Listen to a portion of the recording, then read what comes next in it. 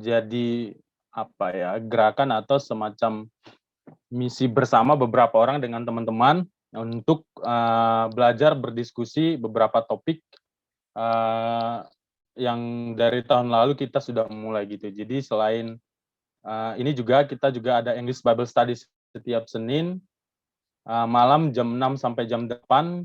Bagi abang kakak teman-teman yang mau belajar bersama dengan kita juga silahkan. Lalu, di tahun ini kita juga ada Rabu Malam Bersama atau RMB ya, belajar sekali 2 minggu setiap Rabu dengan berbagai topik tertentu begitu. Jadi, ya sama seperti namanya komunitas meja belajar, kita berharap di setiap, acara-acara atau event yang kita buat sebagai tempat untuk belajar. Belajar sesuatu yang baru mungkin atau mempertajam sesuatu yang udah pernah kita tahu melihat dari sisi yang berbeda, begitu. Jadi thank you sudah bergabung dengan kita, kita akan mulai. Sebelum memulai, mari kita bersama-sama, berdoa. Terima kasih Tuhan untuk waktu yang bisa, kami nikmati, gunakan untuk, eee, join kembali di acara ini, di acara yang kami buat sekali 2 minggu, di dalam komunitas meja belajar. Terima kasih untuk, setiap orang yang sudah hadir. Terima kasih untuk, teman-teman yang sudah mempersiapkan acara ini, juga untuk Bang Pendi yang akan menyampaikan materi. Kami bersyukur untuk itu dan kami ingin, memohon supaya Tuhan memimpin diskusi kami, pembicaraan kami, sehingga, apa yang kami diskusikan, apa yang kami dapat, pembicaraan kami boleh menolong kami untuk efektif, menjalani hidup kami. Karena itu kami serahkan waktu ini kepada Tuhan. Amin. Oke, abang kakak, teman-teman, topik kita malam ini, kalau 2 minggu lalu kita bicara tentang, what's wrong with money. Jadi kita bicara tentang uang, bicara bagaimana menggunakan uang, bagi, eee, dari perspektif Kristen. Lalu malam ini kita bicara tentang hidup yang seimbang. Topik kita The Rhythm of Balanced Life gitu ya. Jadi, karena kita merasa bahwa hidup ini adalah, eee, sebuah, eee, hidup adalah dipercayakan Tuhan untuk kita kelola dan kita berharap kita bisa efektif menggunakannya, dan kita perlu menemukan ritme bagaimana hidup itu bisa seimbang. Tentu itu hanya pengantar karena yang akan menyampaikan materi malam ini adalah Bang Pendi. Aku hanya diminta membawa diskusi ini, sebagai moderator. Jadi saya persilakan kepada Bang Pendi. Silakan Bang. Thank you, Tian. Terima kasih sekali lagi. Selamat malam, teman-teman. Senang bisa ketemu lagi ya. Malam ini kita akan kembali ngobrol-ngobrol, diskusi, ya, sharing, berbagi pikiran, ya, seperti yang disampaikan oleh sampaikan oleh Christian tadi ya. Jadi memang harapan kita setiap kali kita ada kesempatan bertemu, berdiskusi seperti ini, kita melakukan proses pembelajaran bersama ya, di mana kita berupaya gitu ya mengintegrasikan apa yang menjadi belief system kita kepada pergumulan-pergumulan atau perjalanan hidup kita sehari-hari juga. Nah, teman-teman, saya ingin membagikan satu screen buat kita dan kita akan berbicara di sekitar topik yang saya akan sampaikan ini di dalam screen. Ya, jadi pembicaraan kita malam ini adalah sebuah ritme untuk hidup yang seimbang, ya. Pencarian tempat berpijak ya di tengah-tengah dunia yang hektik ya, yang penuh dengan segala macam hiruk pikuknya. Nah, bagaimana kita bisa menemukan tempat untuk berpijak yang aman di tengah-tengah hidup yang hektik ya. Hidup itu hektik ya. Jadi kalau kita melihat gambar yang di bawah seperti sebuah simpang yang banyak sekali ya. Jadi hidup kita tidak seperti berada di sebuah jalan yang cuma memilih belok kiri atau belok kanan ya, tapi sebuah persimpangan yang padat, yang penuh dengan hiruk pikuk. Dan sering sekali kita akhirnya menemukan hidup kita seperti bukan saja sekitar kita yang hektik, tapi kita sendiri menjadi hektik dalam diri kita, dalam pikiran kita, dalam batin kita.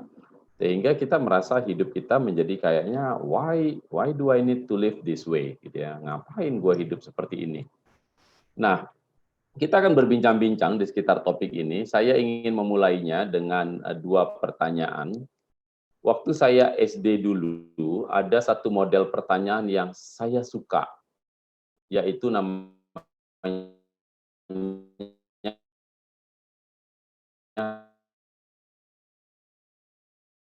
BS, benar atau salah. Enak, dia kalau apalagi ABCD, nah itu probability-nya 25% benar. Tapi kalau benar salah, itu probability-nya tinggi, 50-50. Nah, saya ingin memulainya dengan pertanyaan ini. Oke, nah silakan teman-teman buat di kolom chat ya kalau mau jawab pertanyaan pertama. Kunci dalam mengelola keseimbangan hidup adalah time management. Benar atau salah? Nah, ini dia nih, enak nih. Ayo. Kenapa stop sharing? Ayo. Oke, saya mau lihat di chat. Benar. Risma bilang benar. Ayo. Yang lain? Anita bilang benar. Novita Simbolon, ya benar, benar. Benar. Ini benar semua nih, benar. Ada Tota juga nih, teman kantor saya juga nih. Banyak banget orang kantor hari ini. Benar. Harley malah bingung. Udah cuma 50-50, kenapa masih bingung si Harley ini? Ya ini benar, benar. Benar semua ya. Tapi enak sih memang nih. Kalau nggak benar ya salah. Kalau nggak salah ya benar. Benar. Oke. Oke, ada lagi nggak yang mau jawab? Atau yang lain masih bingung?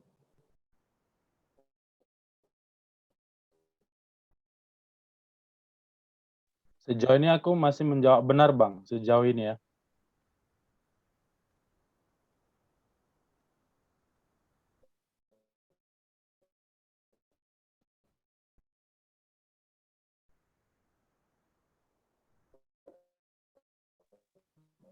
Halo, Bang Pen.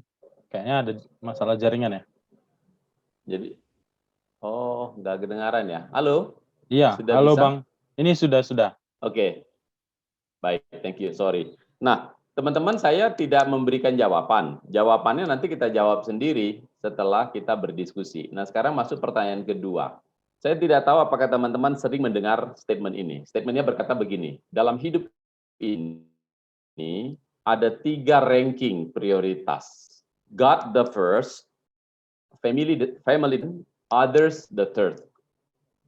Ya, jadi kalau kita membuat hierarki prioritas, maka prioritas pertama Tuhan yang pertama, lalu keluarga, lalu orang lain. Nah, benar atau salah? Oke, kembali ke ruang chat. Kita lihat dulu lagi. Benar. Itu maksudnya benar, Bang. Lah, ini gimana nih? Ribet banget sih, Harley. Ini tinggal nyuruh milih benar atau salah loh, Harley.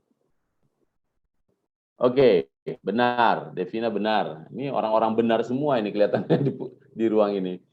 Salah. Oh, ada yang bilang salah. Desi bilang salah. Tota bilang benar. Oke. Oh, kalau bilang begini benar ya, Harley ya. Oke. Kata mamaku salah, Bang. Lah, kenapa mamanya yang ikut?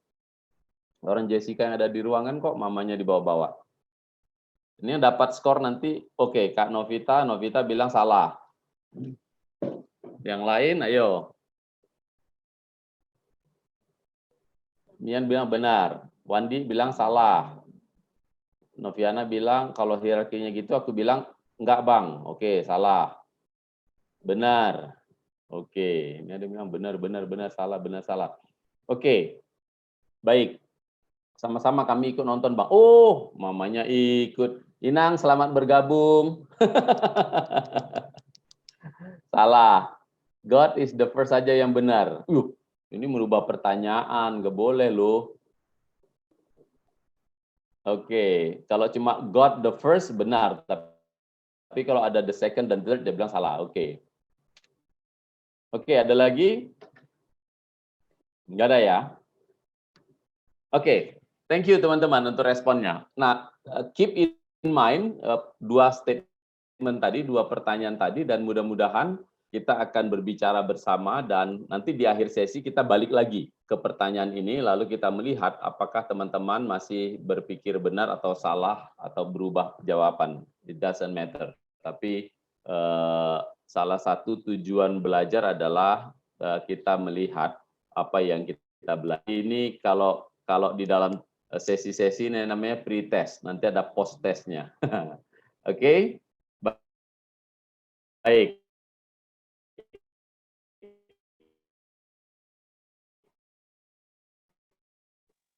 Bang, Nah, suara abang, saya ingin hilang lagi ya. ya hilang-hilang. Oh, ya ini connection-nya kurang stabil kelihatannya ya. Ini sudah kembali? Sudah bang.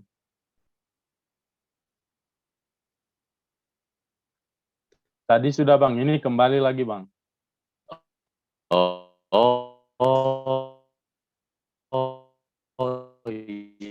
Iya, benar.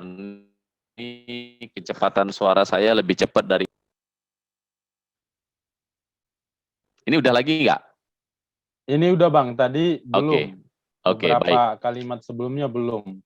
Ya, jadi saya ingin berdiskusi bersama dengan teman-teman malam ini di sekitar topik ini, dan saya ingin membawa diskusi kita dengan menyampaikan 3 premis, 3 kerangka berpikir dasar yang menjadi jalan kita untuk berbicara tentang topik kita malam ini. Yang pertama, premisnya adalah the sacredness of our lives, ya, kekudusan atau kesakralan hidup kita, ya. Nah, kita meyakini, kita percaya bahwa hidup kita itu punya nilai-nilai sakral, ya. Karena pertama kita adalah karya cipta Tuhan, ya. Jadi kita adalah hasil dari karya yang intelektual, ya. Kita bukan hasil dari sebuah proses random, ya. Salah satu value dasar dalam iman Kristen ketika dia berbicara tentang manusia, ya, dia berbicara secara eksplisit, yaitu diciptakan oleh Tuhan dengan maksud dan tujuan yang clear. Jadi pertama dia diciptakan sebagai hasil sebuah berpikir yang ada di dalam Tuhan, lalu dia mengeksekusinya dengan sangat cermat, ya. Dia mengemasnya dengan begitu baik, sehingga kalau kita kembali ke Kejadian pasal 1, di akhir hari ke-6 setelah Allah menciptakan manusia, dia mengatakan semuanya itu sungguh amat baik, ya.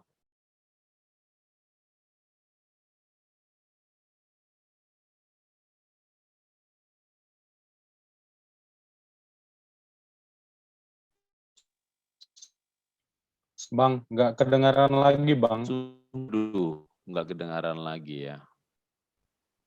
Halo, ini sudah? Sudah bang, sudah. Aduh, sorry ya. Nah, Allah menciptakan kita dengan rencana, ya, dengan maksud, ada tujuan. Jadi Allah nggak menciptakan manusia karena dia iseng-iseng nggak ada kerjaan. Terus dia bilang, udah ya, nggak ada kerjaan manusia yuk. Enggak. Dia menciptakan manusia karena dia punya pikiran dalam dirinya, ada picture, ada gambaran dalam diri Tuhan, apa yang mau dia kerjakan dalam hidup manusia dan melalui manusia.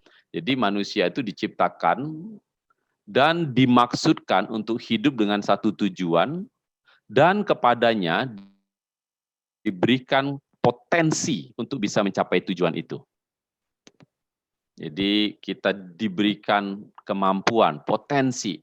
Nah, sesuatu yang potensi berarti memang kalau kita tidak pakai, dia menjadi idle.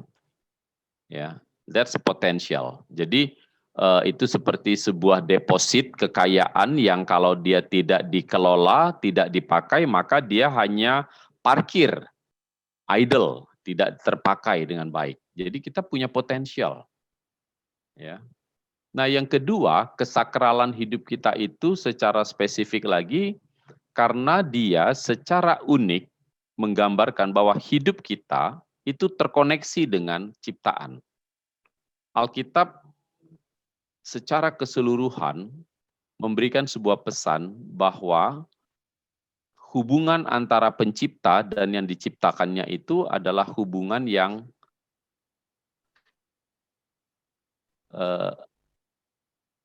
permanen. Artinya begini, Allah tidak menciptakan kita lalu kemudian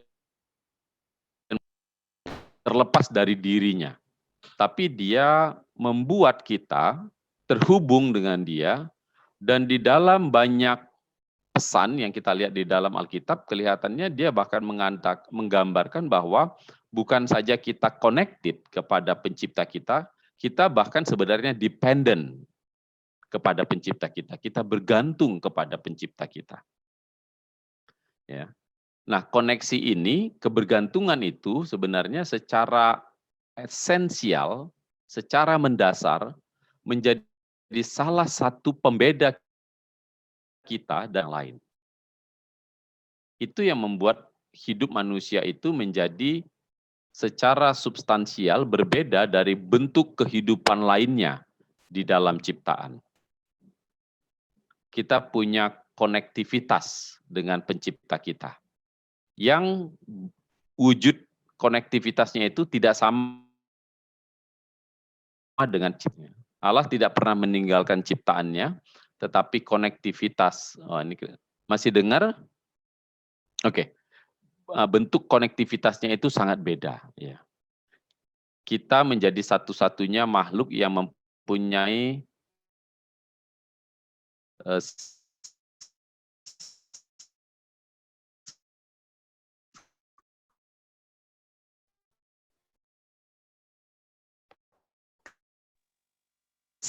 kesadaran. Halo Bang, putus-putus Bang.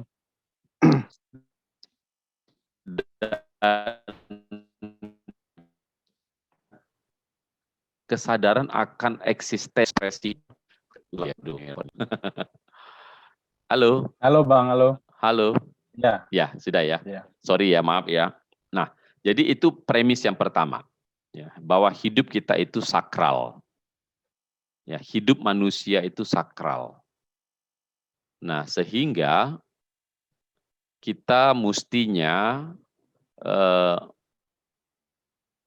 menjalani hidup kita sedemikian rupa sebagai wujud dari ekspresi kesakralan itu, dan juga tergambar ya dalam bentuk dependensi kita, konektivitas kita dengan Tuhan, gantungan kita dengan Tuhan, dan kita untuk mengarahkan hidup kita mencapai the original purpose of creation. Ya, jadi tujuan awal daripada penciptaan itu sendiri. Ya, jadi itu adalah wujud daripada kesakralan itu. Yang kedua, premis yang kedua adalah manusia adalah makhluk yang multidimensional. Ya. Kalau kita melihat diri manusia, maka kita melihat di dalam diri kita itu ada banyak sekali dimensi-dimensi yang kadang-kadang sepertinya bertentangan tetapi complementary. Ya. Nah, kita ini makhluk intelektual atau makhluk emosional? Dua-duanya. Kita mempunyai emosi, tapi kita juga mempunyai rasio. Keputusan kita tidak selalu hanya berdasarkan intelektual kita, tapi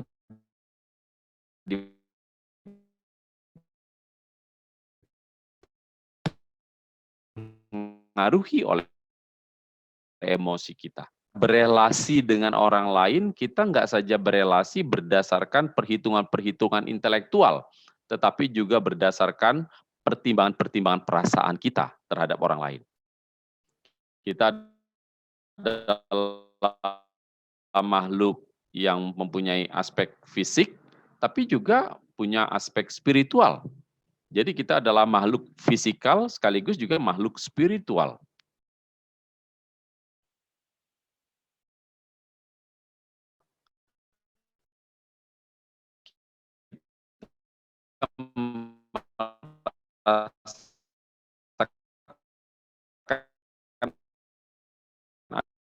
Ada sesuatu yang tidak lengkap ketika kita mengalami tidak terawat dan tidak terurus.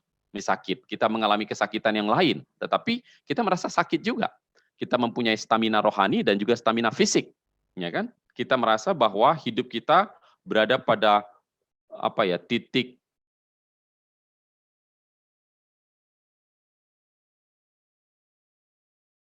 Halo Bang, putus-putus Bang.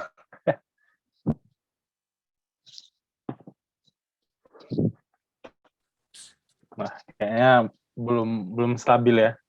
Iya, nggak stabil. Sorry ya teman-teman, begitulah. Iya, nggak stabil ya. Begitulah kondisi. Oke, saya mau Mungkin, coba, teman-teman, saya mau pindah ke Jain, nanti kita sambung dulu ya, supaya lebih stabil. Slide-nya kirim ke kita aja Bang. Oh gitu ya.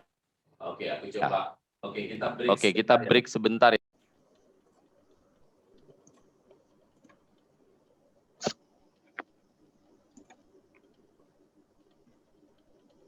Oke, thank you, Sil. Kita sekarang di premis 2. Sip, thank you. Kita bisa lanjutin ya. Nah, mudah-mudahan Coca-Cola tadi sudah membuat teman-teman segar. Ini berat ini, distributor Coca-Cola kalau begitu malam ini. Nah, baik, teman-teman.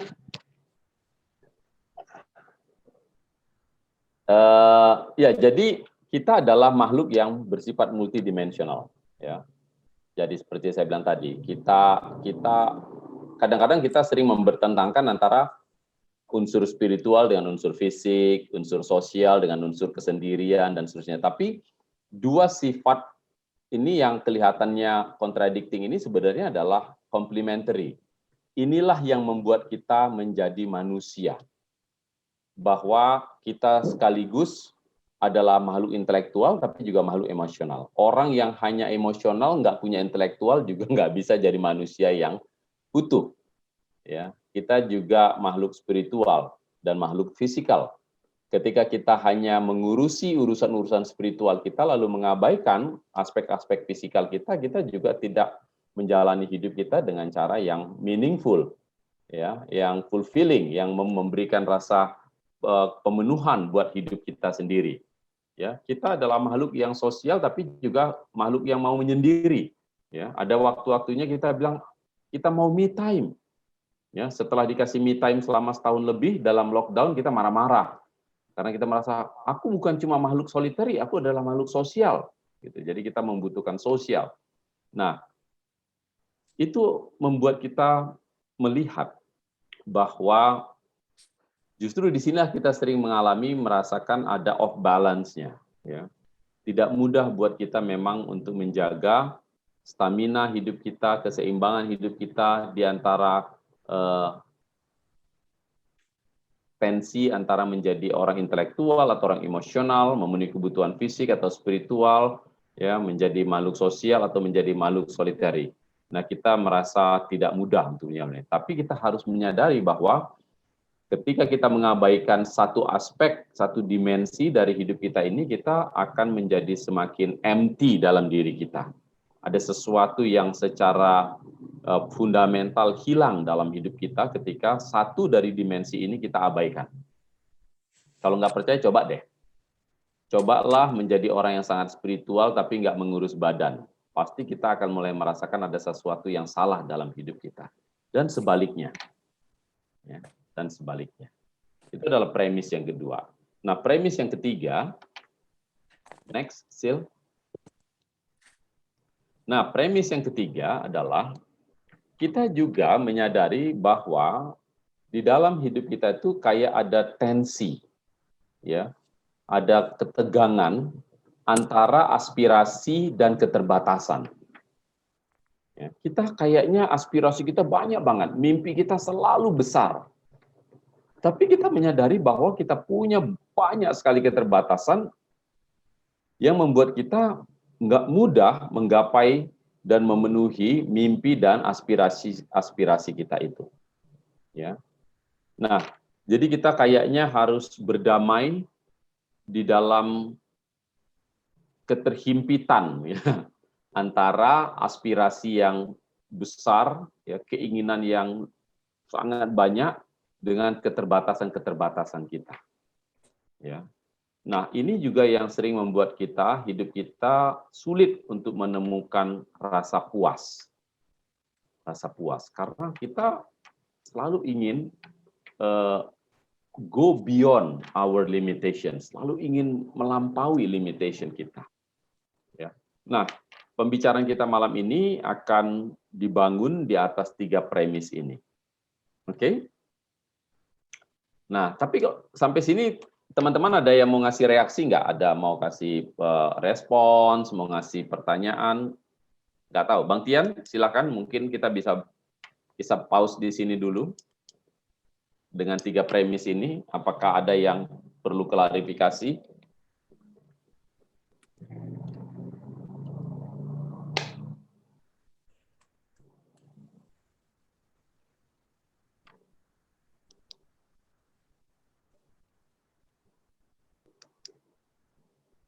Nggak ada? Kita lanjut ya. Oke, next, Sil.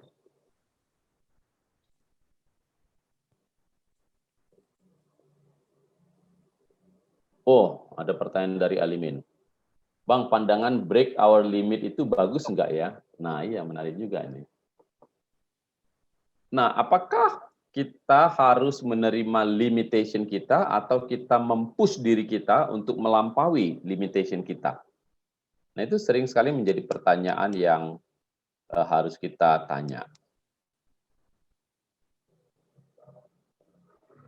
Nah, nanti kita akan melihat sebenarnya di pembicaraan kita yang akan datang di berikutnya. Ada 2 kemungkinan memang ya, ketika kita menjadi ya memang nggak bisa, kadang-kadang itu membuat kita juga nggak mau menjadi orang yang fight, ya. Lalu kita ya udahlah, terima aja gitu ya. Nah, atau kita nyerah begitu saja. Nah, ini sebetulnya akan terjawab di problem yang akan kita sampaikan ini. Ya. Dalam hidup kita yang berkaitan dengan menemukan keseimbangan, menemukan meaning, fulfillment dalam hidup kita, saya menawarkan ada 2 problem statement. Ya, ada 2 problem statement yang sering sekali menjadi akar dari pergulatan kita untuk menemukan keseimbangan atau pemenuhan dalam hidup kita atau harmoni ya dalam hidup kita. Yang pertama, kita sering sekali problem itu sering muncul ketika hidup kita itu didrive ya oleh ambisi atau obsesi ya. Kita menjadi ambitious or obsessive self-driven life. Ya, hidup yang didrive oleh obsesi. Nah, apakah kita nggak boleh punya ambisi? Saya pikir kalau kita nggak punya ambisi, itu membuat kita nggak bisa menjadi manusia juga, karena aspirasi itu sebetulnya adalah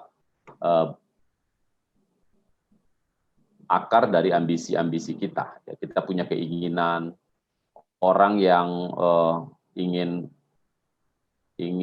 ketika ada orang, ketika kita melihat orang di sekeliling kita mengalami kesulitan, lalu kita ingin menolong mereka, itu juga sebenarnya adalah sebuah ambisi. Ambisi ingin menolong orang yang berkebutuhan, misalnya. Itu adalah sebuah ambisi. Tetapi ada pada titik tertentu ketika ambisi itu kemudian menjadi sebuah obsesi buat kita. Ya. Artinya kita merasa bahwa kalau kita tidak memenuhi apa yang menjadi ambisi kita itu, maka kita merasa hidup kita totally meaningless. Dan kita meletakkan makna dari hidup itu pada pencapaian daripada ambisi atau obsesi itu. Nah, apa ciri-ciri dari hidup yang didrive oleh obsesi? Pertama, dikatakan bahwa dia akan berfokus sangat banyak kepada keinginan untuk menangkap target-target dia. Pencapaian itu menjadi fokus utama hidup dia.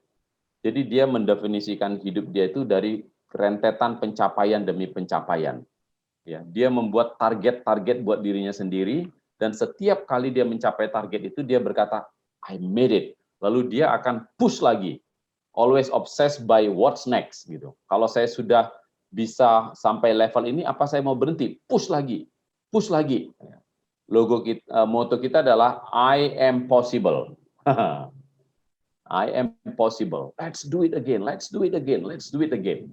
Nah, hampir semua yang kita ambisikan biasanya kita bisa capai. Hampir.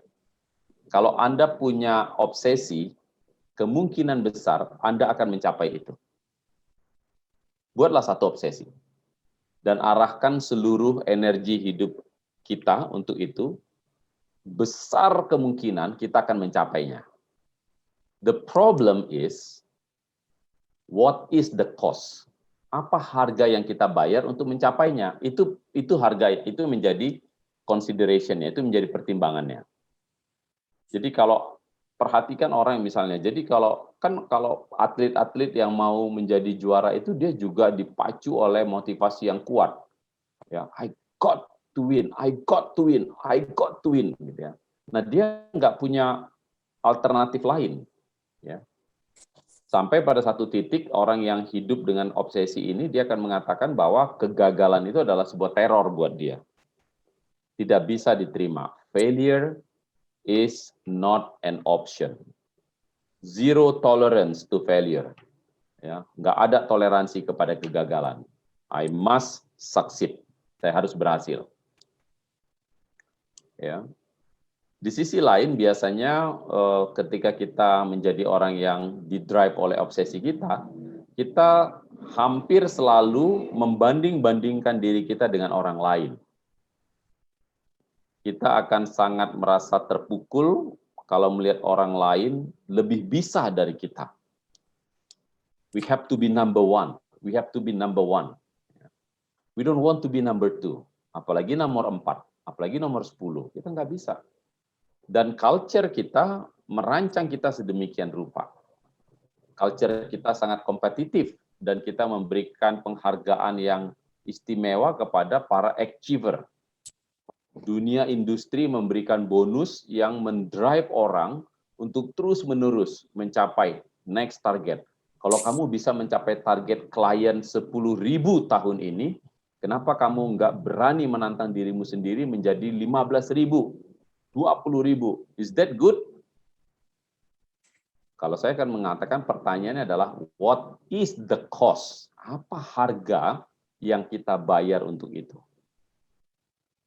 Jadi ketika kita mencapai hasil tertentu, kita kembali lagi sebenarnya kepada premis yang kedua, bahwa kita adalah multidimensional.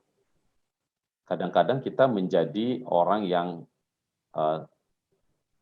kehilangan sisi-sisi empatik dalam diri kita karena kita menjadi sangat kompetitif. Kita ingin menjadi selalu nomor 1 sehingga kita tidak bisa bersimpati kepada orang yang tidak berprestasi.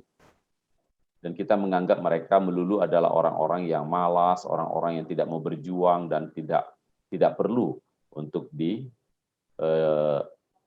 ditemenin gitu ya. Nah, itu sering sekali ada di sekeliling kita. Ketika kita menjadi orang yang obsesif, kita cenderung tidak sanggup untuk mengatakan tidak terhadap setiap kesempatan. Ya. Jadi I want to take setiap opportunity makan, setiap opportunity makan. Ya. We eat more than we can digest. Kita makan lebih banyak daripada apa yang bisa kita cerna. Nah, itu problem kita. Nah, sehingga biasanya ketika kita hidup seperti ini, kita bisa melihat kalau dia menjadi pengusaha misalnya, ketika pengusaha menjadikan bahwa dia ingin menjadi the winner selalu, mungkin dia tidak mempunyai lagi welas asih kepada orang lain, gitu. Kita nggak punya perasaan bersimpati kepada orang yang sedang merangkak membangun bisnisnya dan seterusnya. Ya, setiap kali kita melihat orang lain itu sebagai kompetitor, gitu ya. Dan itu bisa membuat hidup kita sangat sangat tense, ya, sangat tegang. Ya, so that's problem number one. Nah, ada problem yang kedua. Ya, ada tiga premis dan ada tiga problem ini. What's the second problem?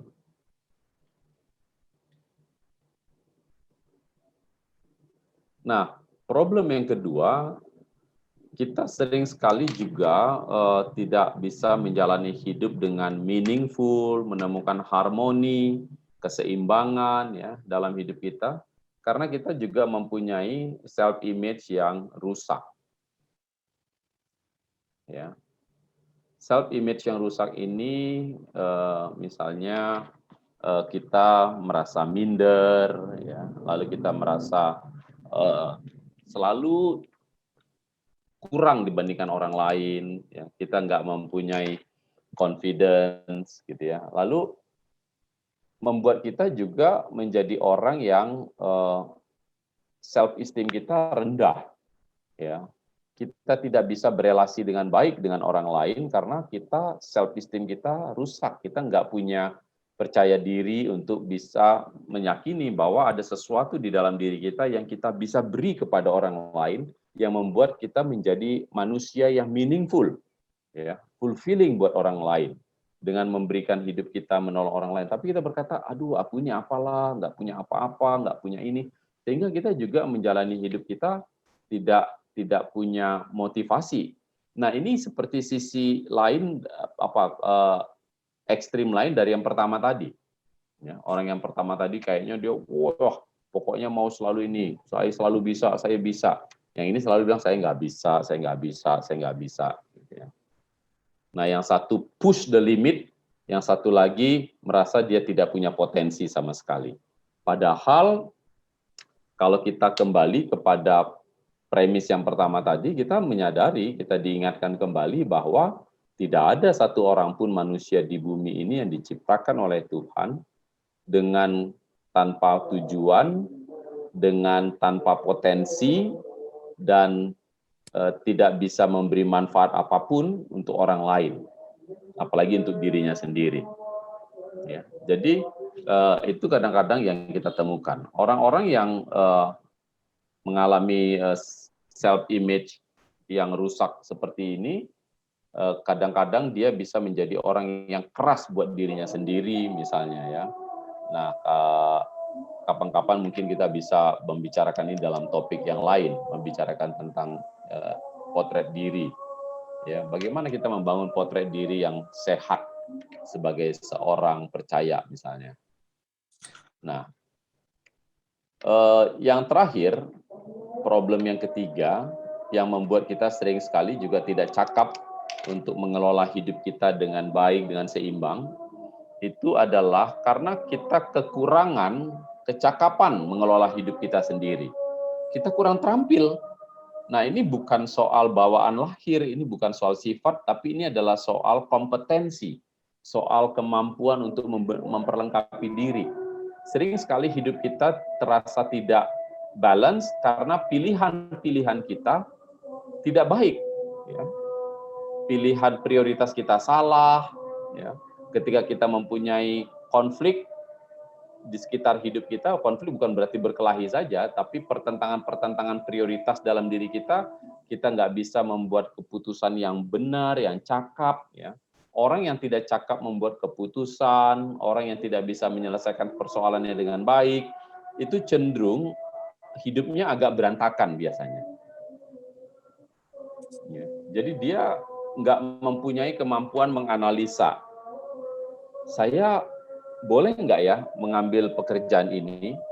Apakah make sense buat saya untuk mengambil tanggung jawab ini? Nah, kita nanti akan bicara kepada apa screening-screening yang bisa kita lakukan untuk kita bisa mengambil keputusan-keputusan di tengah berbagai macam conflicting demands, ya, permintaan-permintaan yang saling berkonflik di sekitar hidup kita, ya. Sebagai seorang suami, ayah, saya harus melakukan sesuatu di rumah, menjadi suami bagi istri, tapi juga saya adalah seorang karyawan di tempat kerja saya. Nah, di tempat kerja saya dipercaya misalnya memimpin satu tim, maka saya juga orang-orang yang saya pimpin akan membutuhkan keterlibatan saya, ada demand untuk saya engage ya dengan pekerjaan mereka. Nah, semakin kompleks hidup kita, kita akan mengambil semakin banyak hal-hal yang saling berkonflik.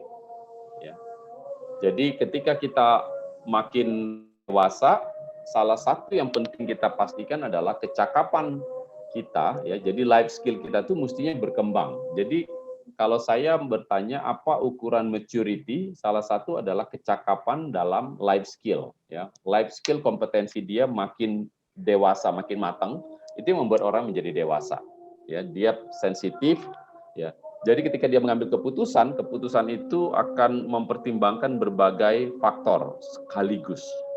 Ya, pertimbangan yang rasional tapi juga ada urusan perasaannya. Nah, ketika keputusan itu perasaan mulu juga nggak baik. Tapi kalau keputusannya cuma emosional, reason saja, intelektual saja juga tidak selalu baik.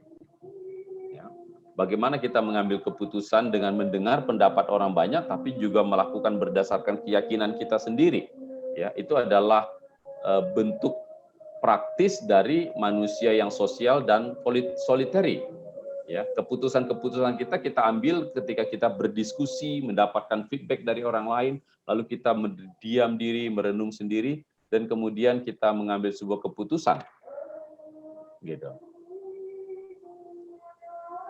Oke, ini sudah ada pertanyaan. Nah, mungkin kita bisa break di sini dan kita bisa ngobrol-ngobrol di sini. Silakan Bang Tian. Ini ada sudah yang mengajukan pertanyaan. Bang Tian, silakan.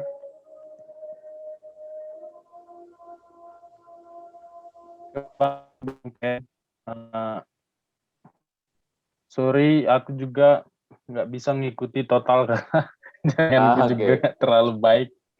Nah, teman-teman, abang kakak yang mau bertanya silahkan ya. Jadi di kolom chat juga aku udah lihat ada pertanyaan.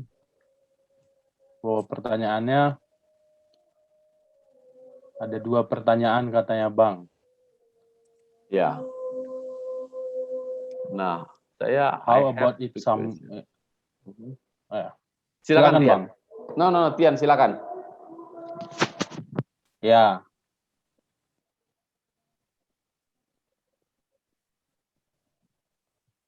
Halo.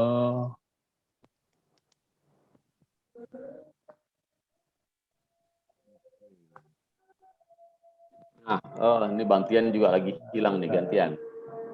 Nah, ada 2 pertanyaan yang ditanyakan oleh Esther. Nah, kalau saya mencoba mengerti kurang lebih bagaimana apabila ada seseorang yang more ambitious but she or he must bring down the others. Oh, jadi dia untuk mencapai ambisinya dia menjatuhkan orang lain, gitu ya, ya? Yes, sir. Oke. Nah, ini dia problemnya. Misalnya, ketika kita, seperti yang saya bilang tadi, sering sekali ketika kita menjadi orang yang didrive oleh obsesi kita, memang kita cenderung tidak terlalu apresiatif terhadap orang lain.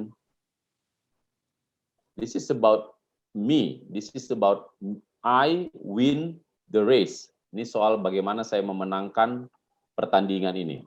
Kalau orang lain kalah, ya itu bukan masalah saya. Dan kalau perlu, saya harus mencegah orang lain menjadi menang. Nah, ibarat main bola, ya. Kalau dalam pertandingan sepak bola itu ada 2 kemungkinan orang bisa menang dalam pertandingan. Yang pertama, dia memang betul-betul mempunyai keunggulan untuk menang. Yang kedua, Anda juga bisa menang dengan cara Anda mempunyai keahlian untuk mencegah orang lain menjadi pemenang. Anda sebenarnya nggak jago-jago banget, Anda cuma jago menjegalin orang. Jadi dia nggak pernah menang, bukan karena Anda hebat, bukan karena Anda bisa mencetak gol lebih banyak, tapi karena Anda mencegah orang lain membuat gol lebih banyak. Jadi kalau Messi datang, pokoknya jegal aja kakinya. Ronaldo datang, jegal kakinya.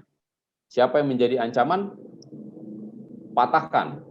Nah, harapan kita nanti dengan begitu, kekuatan dia akan berkurang, lalu kita bisa menang lebih mudah. Nah, itu yang disebut dengan unethical games. Ya kan? Kalau Anda bertanding seperti itu tidak etis. Nah, tetapi ketika kita kehilangan unsur spiritualitas dalam hidup kita, kita menjadi tidak peduli dengan pertimbangan-pertimbangan etis. Jadi unsur spiritualitas dalam hidup kita akan menjadi pengawal ketika kita mengambil keputusan, kita ingin memastikan bahwa keputusan kita itu etis. Itulah adalah unsur spiritual, unsur sosialnya. Jadi kita enggak, yang penting gua menang. Enggak. Pertanyaannya adalah bagaimana Anda menangnya? Jadi ketika kita ingin menang, pertanyaannya bukan Anda menang atau kalah. Bukan. Kita akan berkata, oke, itu pertanyaan pertama. Anda menang atau kalah? Yes, tetapi yang lebih mendasar adalah bagaimana Anda bertandingnya. Nah, setelah Anda bertanding dengan baik, dengan benar, dengan etik, lalu Anda menang, that's the best result. Anda bertanding dengan baik, bertanding dengan sportif, Anda kalah, you are not really lose. That's not failure. Karena memang kalau anggaplah sebuah pertandingan bola, memang at the end of the day, setiap game itu akan mencari the winner. Tetapi ketika Anda menang karena cara yang pulas, Anda akan dicela tentunya. Dan itu bukan sebuah kemenangan. Nah, bagaimana kalau seseorang mempunyai image yang buruk kepada orang lain, walaupun dia something because under pressure, she brings down mental skill. Nah, itu mungkin dengan yang saya ceritain tadi berarti ya. Jadi dia mungkin apa ya, membangun image, skillnya nggak terlalu ada gitu ya. Saya nggak tahu yang kedua itu apakah maksudnya dia mungkin minta tolong diperjelas, Esther, could you please help explain your questions, the second questions.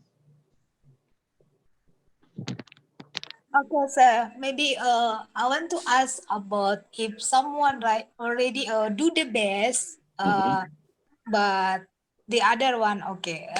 This is about environment of the working. Yeah. Okay, there's someone still have like bad image because already influenced from the other. Sudah dipengaruhi orang lain, sir. Okay, that's why he or she already have the bad image tentang orang lain. Ya. Oke. Jadi dia punya pandangan kepada yang keliru tentang orang lain karena dia dipengaruhi oleh lingkungannya. Katakanlah dia akan bilang, oh Esther itu orangnya culas loh, gitu. Padahal dia sendiri tidak tahu, tapi karena dipengaruhi oleh teman-temannya, gitu ya, kurang lebih ya. Ya, like that, sir. Oke. Nah ini sisi lain lagi gitu ya. Nah, sisi lain lagi sama misalnya gini. Ketika kita akan membuat sebuah penilaian terhadap seseorang atau terhadap orang lain, kalau kita menerapkan prinsip yang sederhana, maka kita misalnya akan menghindari sebuah kesimpulan tentang orang lain tanpa melakukan proses cek and recheck yang cukup, gitulah ya, paling tidak ya. Jadi kita nggak mudah terima begitu saja.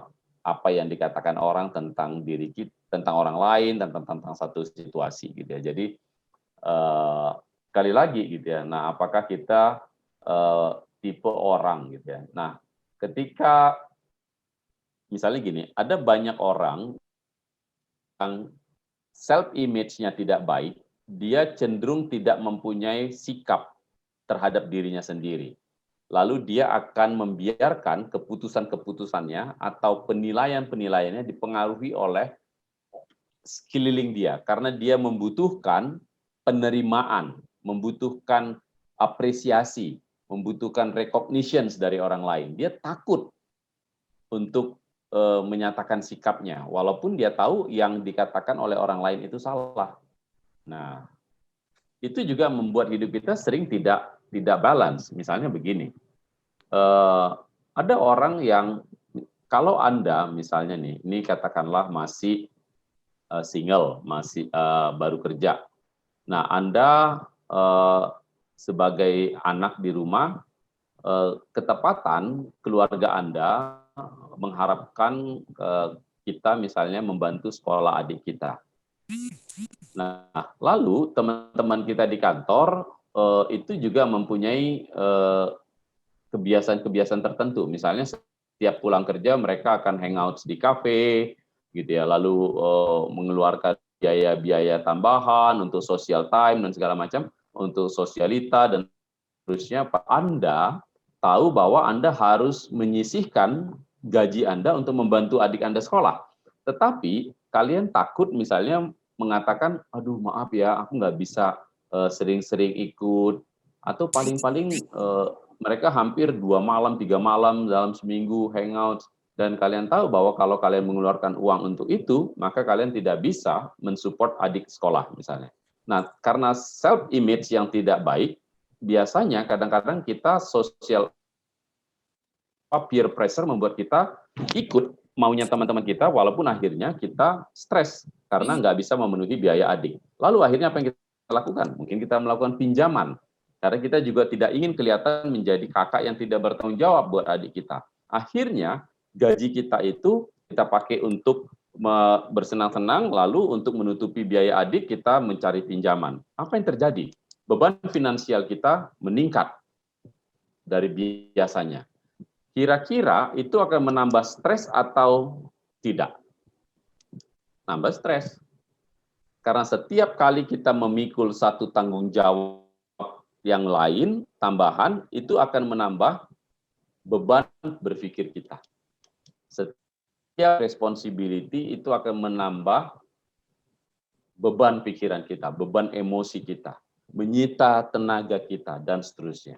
Nah, akhirnya untuk menutupi hutang itu mungkin kita berkata, aduh, aku harus kerja lembur dong ini, atau aku harus kerja apa. Akhirnya mungkin kita mulai melanggar batas-batas etika di kantor. Harusnya kita bisa tidak lembur, kita lemburin, karena mencari tambahan.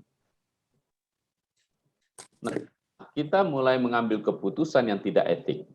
Ketika kita mengambil keputusan yang tidak etik, hati nurani kita akan mulai menjadi hakim yang menuduh kita.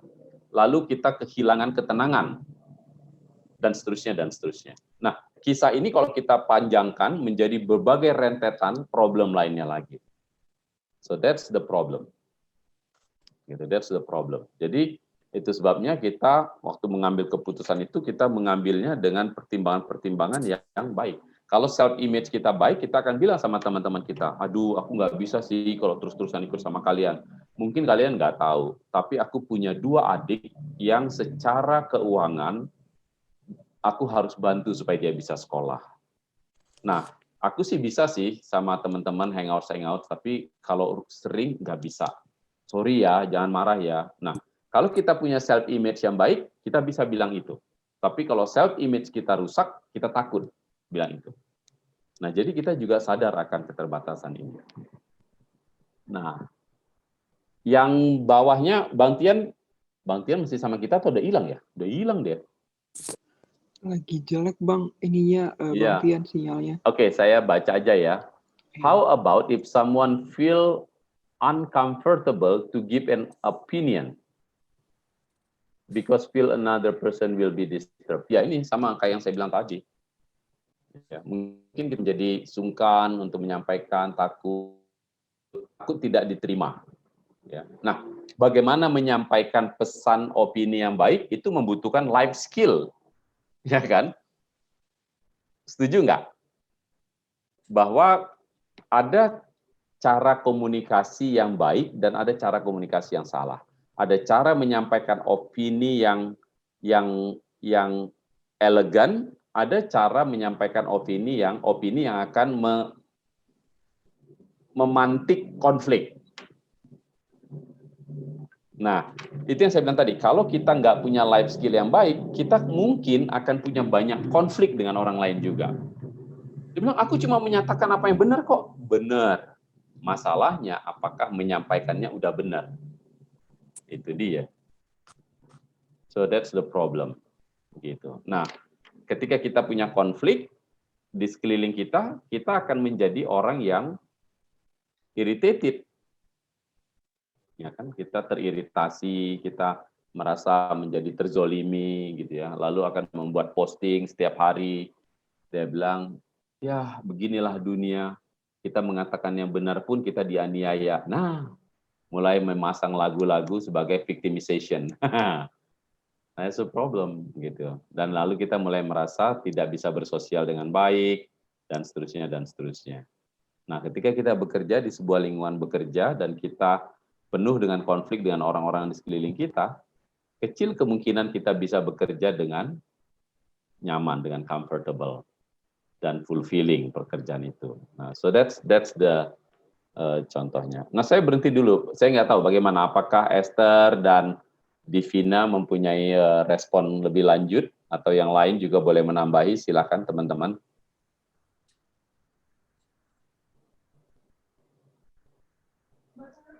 Sudah cukup, Bang. Dimengerti. Thank you. Thank you. Oke. Nah, mari kita lanjut ke bagian berikutnya. Ada lagi nggak? Siapa tahu ada yang lain. Silakan langsung juga by voice juga boleh loh, teman-teman. Nggak mesti harus di ruang chat.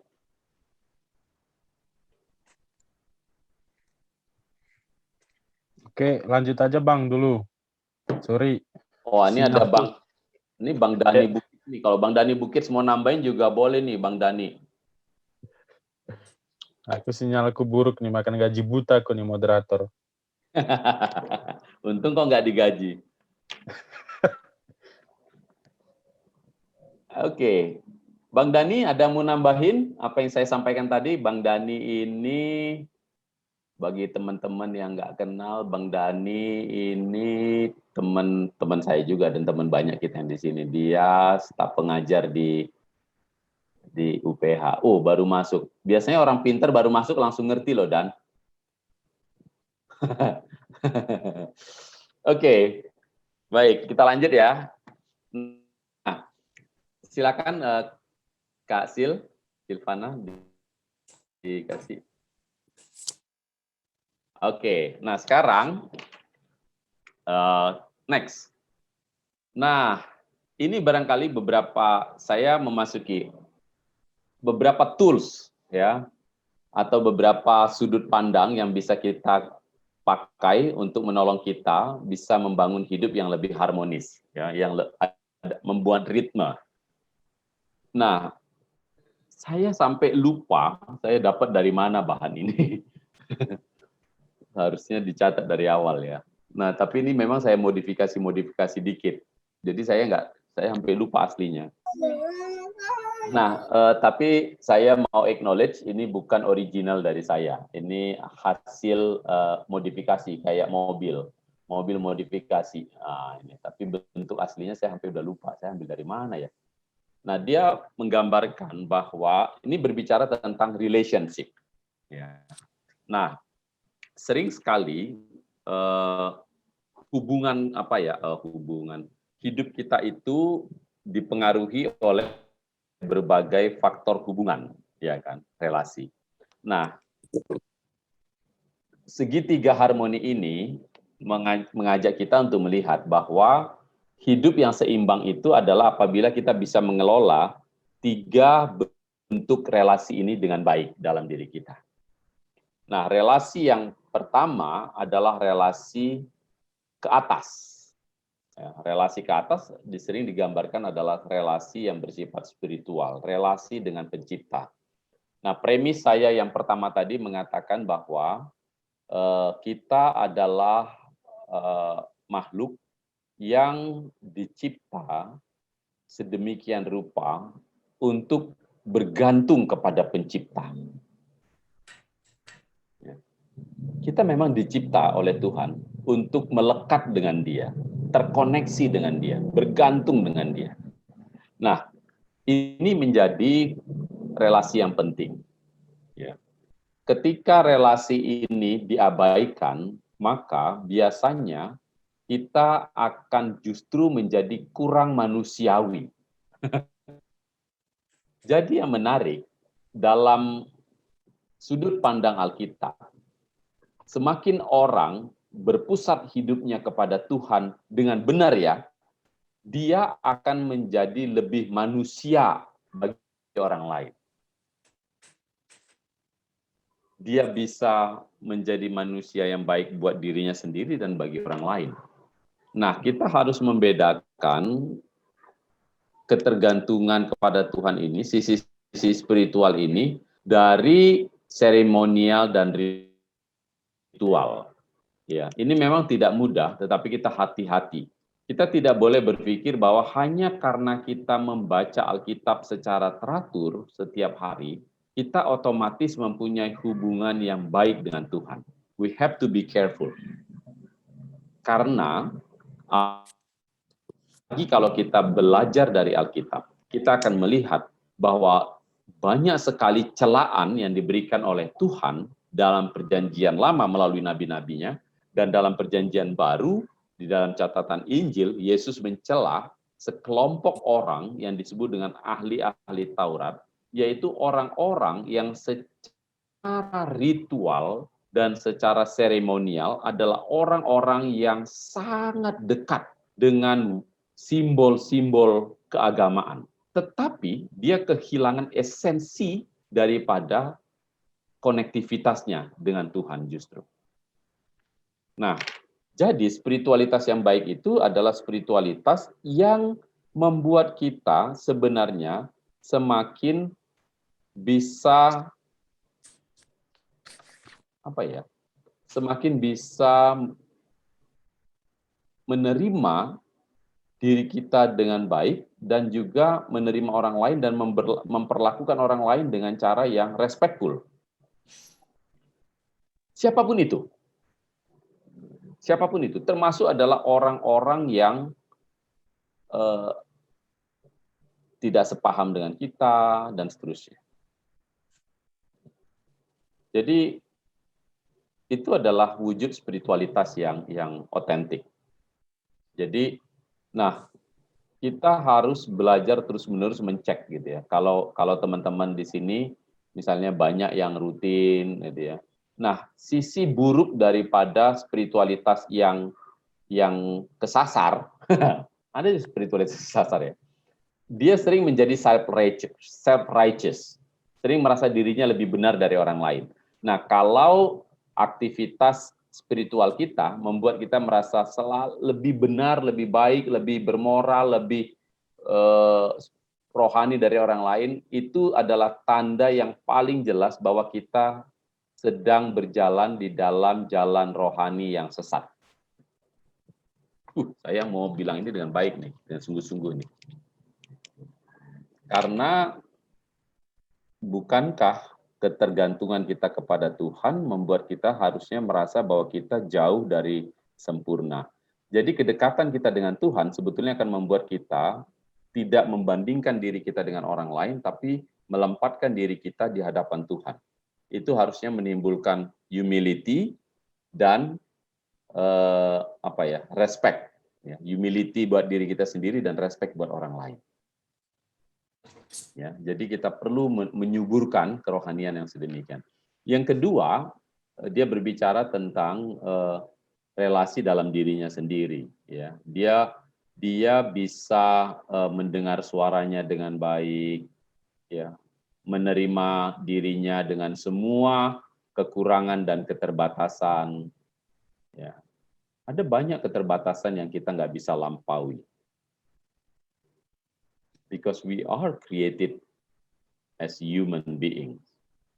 Salah satu tanda bahwa kita adalah manusia bahwa adalah kita punya keterbatasan. We are not limitless. Nah, kita perlu mendorong diri kita untuk, ketika kita memaksa diri kita untuk belajar lebih banyak, bekerja lebih banyak, itu bukan untuk menyeberangi limit, tapi untuk mengoptimalkan potensial.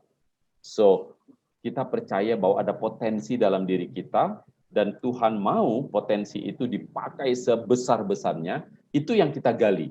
Bukan ingin menerobos limit. Nah, siapapun orangnya, dia punya potensi, termasuk orang yang difabel. Dia punya potensi.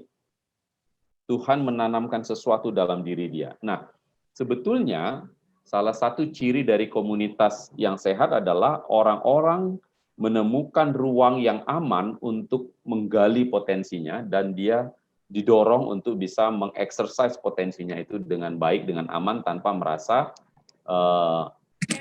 terancam dan menjadi ancaman buat orang lain, gitu loh.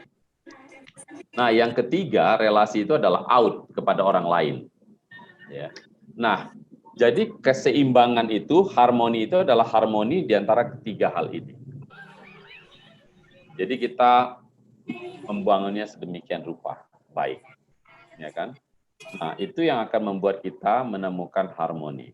Ketika kita bisa menempatkan hidup kita dalam konektivitas yang benar dengan pencipta kita, ketika kita bisa menghargai diri kita dengan cara yang benar, dan ketika kita bisa menerima, menghormati, dan memperlakukan orang lain dengan love dan respect, maka itu akan membuat hidup kita bisa menjadi lebih harmoni.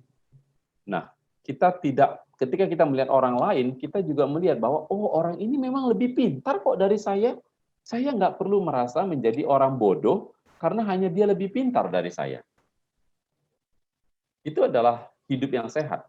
Lalu saya nggak perlu merasa jealous kepada orang lain.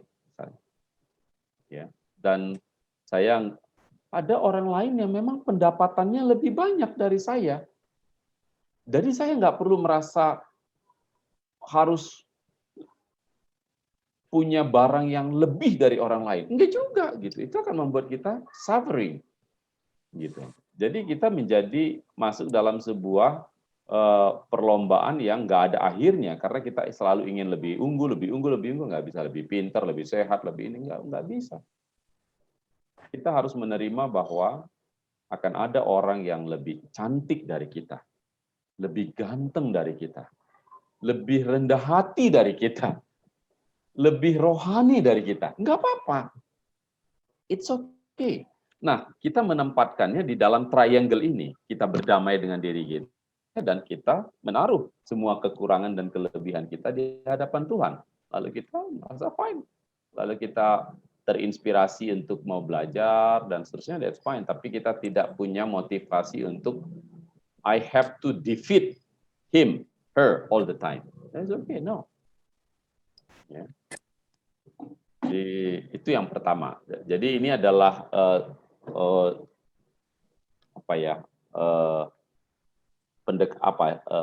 tools ya, tools untuk kita pakai. Lalu yang kedua, ini adalah tools yang kedua. Nah, ini juga baik menurut saya. Ya, saya menyebutnya layers of commitment. Nah, ini hasil refleksi-refleksi saya ini. Ini kok saya pikir hidup ini pada akhirnya adalah berbicara tentang komitmen. Nah, komitmen sebetulnya adalah sesuatu yang kita pilih, di mana kita mengikatkan diri kita terhadap sebuah tanggung jawab tertentu. Dan kita yang dengan sadar memilihnya. Ya, jadi kita dengan sadar memilih untuk mengikatkan diri kita kepada tanggung jawab tertentu.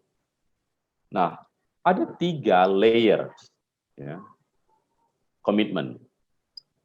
Yang pertama saya menyebutnya covenant covenantal commitment. Ini adalah komitmen yang bersifat covenant, perjanjian sakral. Apa contohnya? Contoh dari covenantal commitment adalah komitmen suami istri. Komitmen suami istri adalah komitmen covenantal. Ketika saya menikah dengan Debbie, itu adalah pilihan saya. Dan yang menarik di dalam sudut pandang Alkitab, tidak banyak ikatan, tidak ada ikatan lain yang kita lakukan di dunia ini, di mana kita melakukan ikatan itu dengan melibatkan Tuhan, kecuali pernikahan. Ya kan? Kan kita menikah di gereja, lalu kita ditanya sama pendeta, apakah kamu mau menerima, dan seterusnya. Jadi ini adalah sebuah covenant. Apa artinya covenantal commitment? Nah, covenantal commitment adalah sebuah komitmen yang saya sebut sebagai komitmen yang tidak dapat didelegasikan kepada orang lain. Jadi levelnya sangat serius. Saya nggak bisa mendelegasikan tanggung jawab saya sebagai suami untuk Debbie kepada orang lain. Saya nggak bisa bilang, titip ya, urus istriku. Nggak bisa. Suaminya kan cuma aku. Nah, covenantal commitment ini juga datang dengan komitmen derivatifnya, turunannya. Tapi dia masih bagian daripada covenantal commitment. Komitmen terhadap anak misalnya. Ya. Anak saya, dia tidak punya ayah lain kecuali saya. Jadi saya tidak bisa melepaskan tanggung jawab sebagai ayah untuk anak saya kepada orang lain. Nggak bisa didelegasikan. Gitu. Nah, itu adalah tanggung jawab eksklusif saya. Dan saya mengikatkan diri saya kepada Tuhan dalam tanggung jawab ini. Ya, dalam Alkitab kelihatannya orang tua punya tanggung jawab yang dititipkan Tuhan untuk menjadi orang tua buat anak-anaknya. Anak ke orang tua juga begitu. Yang ada pesan khusus misalnya dalam Dasatitah, ya, hormatilah ayah dan ibumu dan seterusnya. Ya. Dalam surat-surat Paulus banyak sekali berpesan tentang hubungan dalam keluarga. Ya, suami, istri, anak-anak dan orang tua. Nah, saya melihat itu adalah environment dari covenantal commitment. Nah, apa artinya ini? Artinya ketika saya akan membuat pilihan-pilihan lain, ikatan-ikatan lain yang akan mengambil waktu saya, perhatian saya, tenaga saya perlu memastikan bahwa itu tidak akan mengabaikan komitmen saya terhadap istri, anak, dan keluarga saya. So this is the first priority dalam komitmen saya.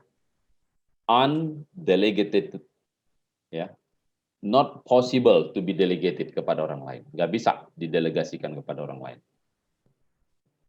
You have to take it. Bukan berarti tanpa bantuan orang lain ya, bukan.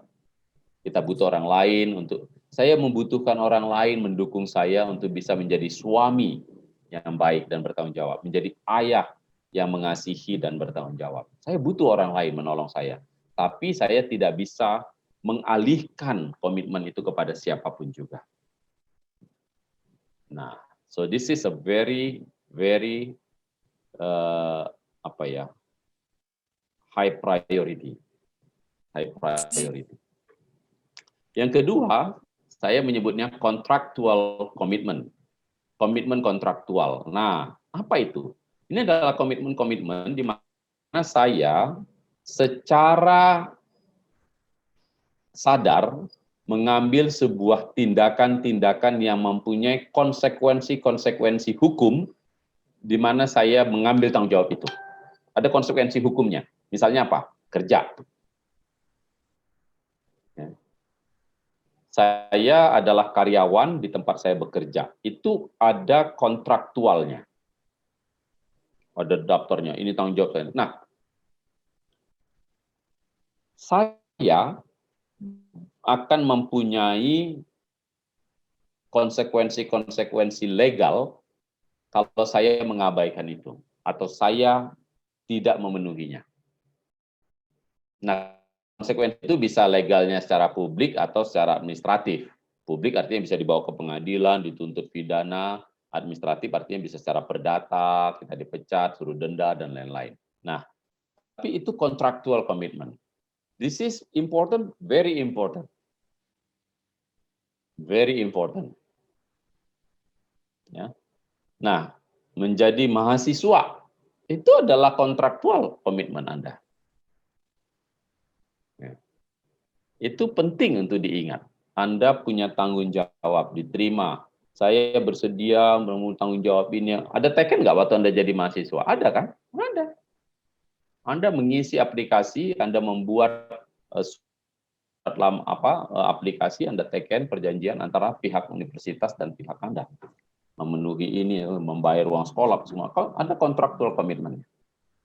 Jadi kalau Anda mengambil 24 SKS, pastikan Anda betul-betul mempunyai waktu yang cukup, energi yang cukup untuk memenuhi komitmen Anda membawa 24 SKS satu semester. Tidak ada yang memaksa Anda. Anda memilih sendiri. Nah, sekali lagi, komitmen itu idealnya adalah pilihan bebas Anda. Yang terakhir adalah voluntarily commitment. Ini adalah komitmen juga, tetapi voluntarily. Ya, tidak ada ikatan hukumnya, tidak ada ikatan covenant-nya. Apa contohnya kira-kira, kalau menurut teman-teman?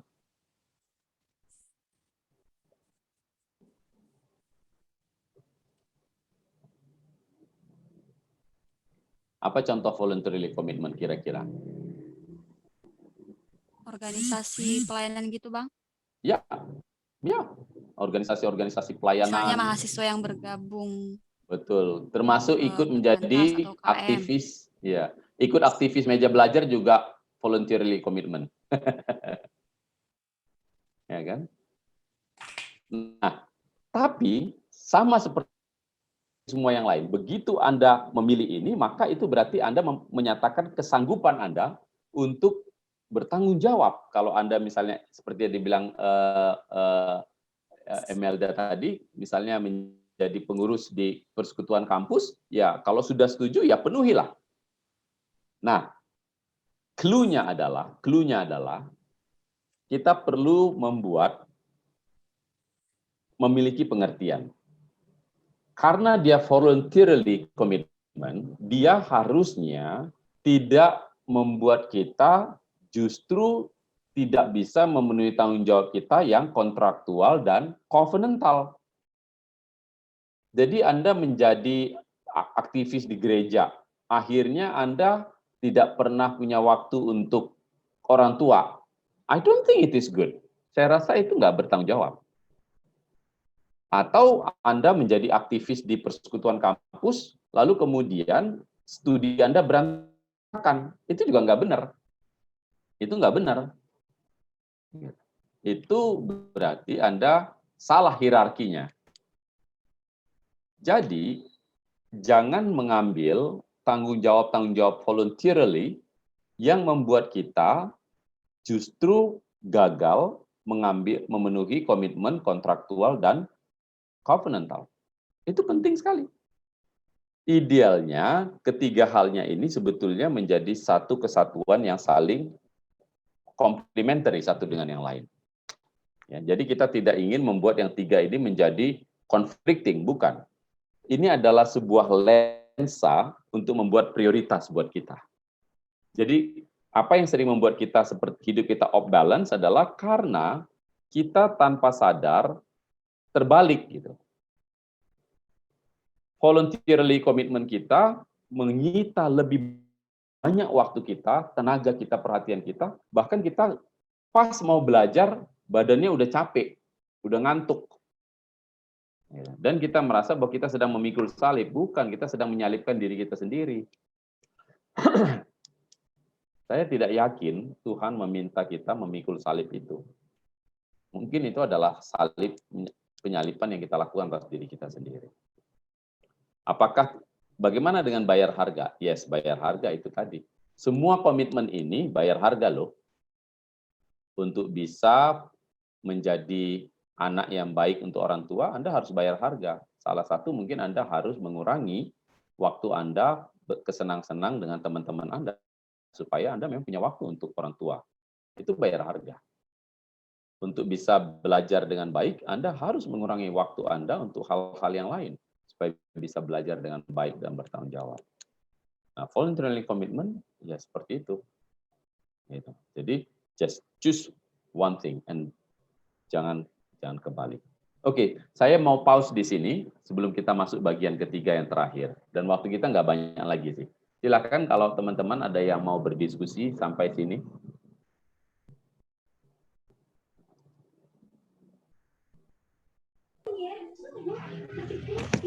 Halo Bang, nah ini baru saya tanya ya Bang. Loh, Kita aku minta diskusi. Iya, malah mau minta Dani nambah-nambahin, bantu, ini malah nanya nih. Iya, sebenarnya kalau bahas tentang balance of life, sebenarnya kan ada buku bagus tuh namanya Richard Swenson ya, tentang margin dan bagaimana overloaded gitu ya. Nah kadang itu jadi hal yang menarik, bagaimana pengaturan itu dikaitkan dengan aspek fisiologis. Jadi kadang-kadang balance life ini bukan persoalan masalah psikologis doang gitu ya. Tapi kalau kurang tidur juga bahaya juga gitu kan. Betul. Kemudian tadi Abang juga kasih sama kayak gini ya.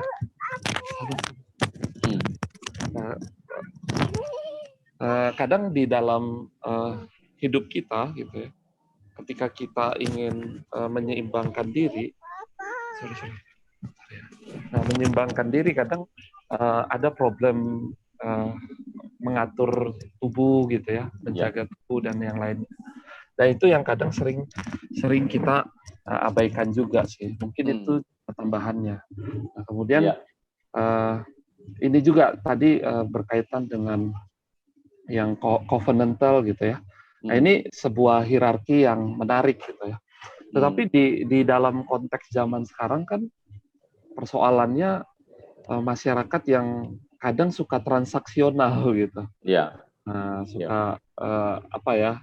Ada yang dia penting, nah kadang dia mau voluntary pun di dalam rangka transaksional. Nah, dan kadang-kadang ini menjadi problem gitu ya, problem ketika berhadapan dengan orang-orang yang bersikap transaksional.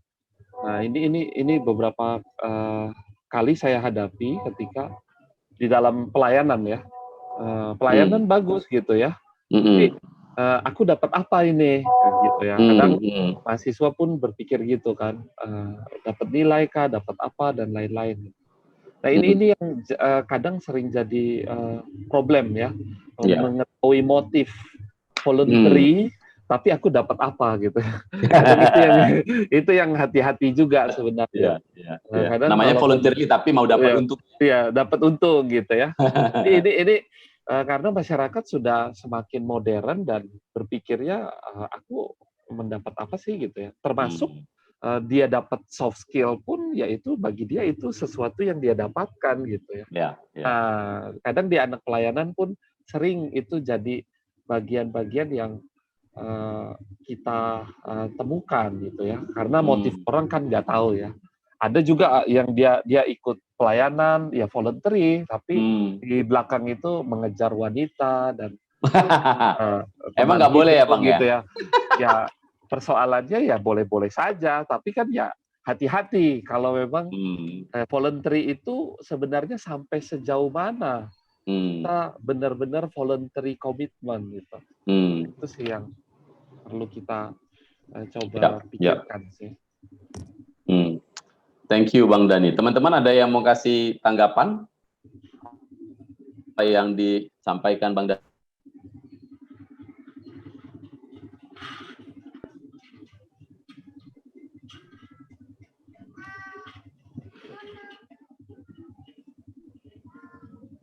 Nah, memang ketika ya ini menarik ya, kontrak apa ya, transaksional gitu ya. Dan kekhawatiran saya adalah motif transaksional ini bisa memang menjadi penghambat juga dalam banyak aktivitas kita gitu ya. Nah, ini banyak sekali sisi-sisinya gitu ya, transaksional ini. Nah, bisa juga dalam pelayanan itu karena kita mengatakan ini pelayanan, lalu kita kemudian juga membuang sisi-sisi apresiatif terhadap orang-orang yang mengerjakannya. Itu juga menurut aku jadi tidak healthy juga ya. Apresiatifnya berarti ya kita membuang sisi-sisi bahwa setiap kita yang ada di situ adalah orang-orang yang datang dengan keinginan untuk berbagi hidup mereka, maka kita menerimanya dengan cara yang positif welcoming ya. Jadi kita menerima dengan cara positif dan kita mengapresiasi dengan berbagai bentuk apresiasi yang wajar gitu ya. Karena kalau tidak dia bisa menjadi eksploitasi juga. Nah, saya melihat kadang-kadang di beberapa pelayanan Kristen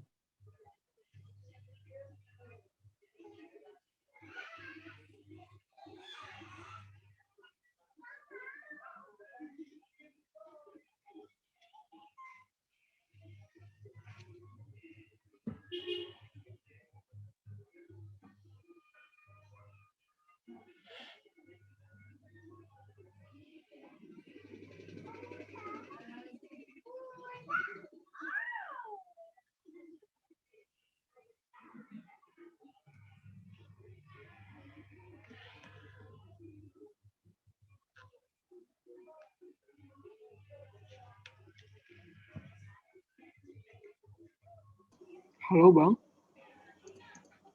Cek.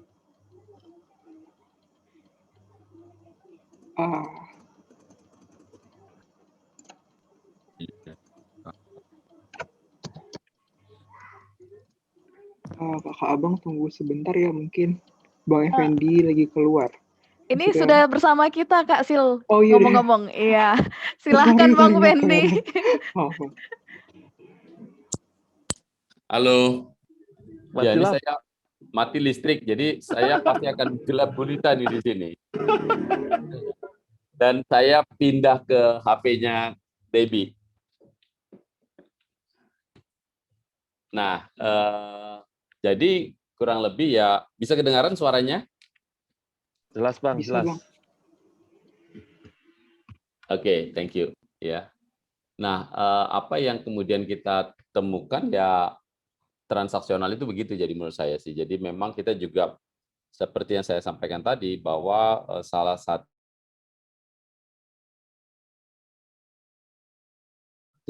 ciri dari orang bisnis, dia juga mempunyai kemampuan yang baik untuk mengapresiasi orang lain.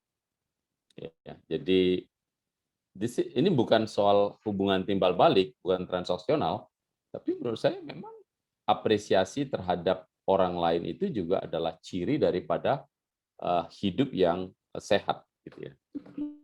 Hidup yang sehat, gitu sih. Nah, kalau teman-teman ada yang lain mau ditambahkan, kalau tidak kita bisa lanjut ke bagian terakhir.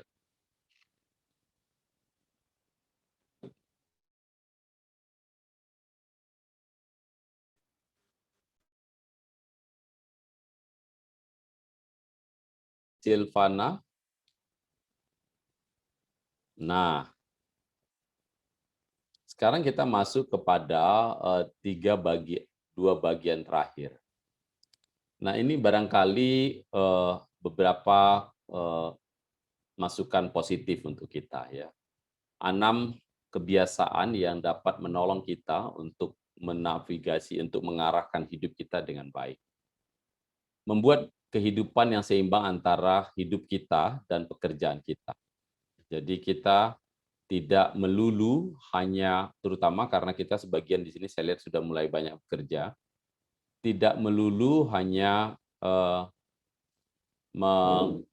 mengarahkan hidup kita kepada urusan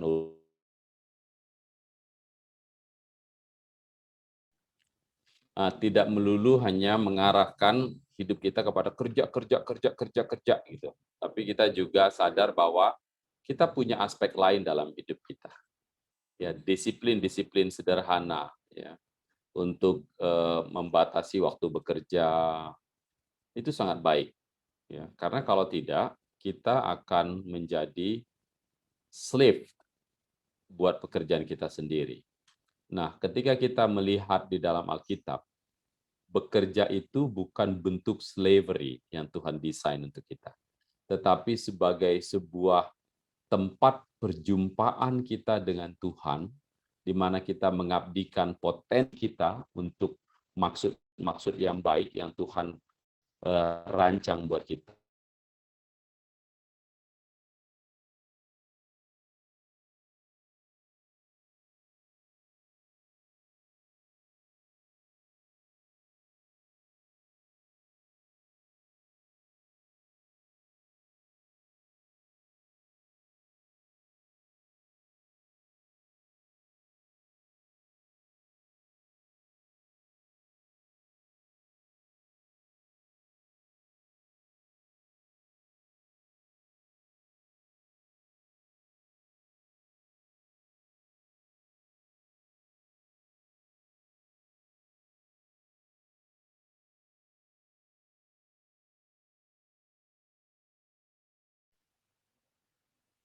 Iya, nampaknya ada masalah teknis mungkin ya dari Bang Fendi. Untuk Kakak Abang, kalau mau membuat pertanyaan boleh silahkan di chat. Dan ini dia sudah bergabung bersama kita lagi, Bang Fendi. Maaf ya, ini sangat menarik ini apa kita nih, koneksi kita hari ini. Nah, lalu yang kedua, disarankan juga untuk memeriksa audit your thought life for irrational thinking. Ya, thinking thoughts of gratitude and think thoughts of gratitude and happiness. Ya, jadi dia bilang coba periksa apakah pikiran kita itu banyak berisi dengan pikiran-pikiran yang irasional. Kalau iya, itu perlu di apa ya? Clean your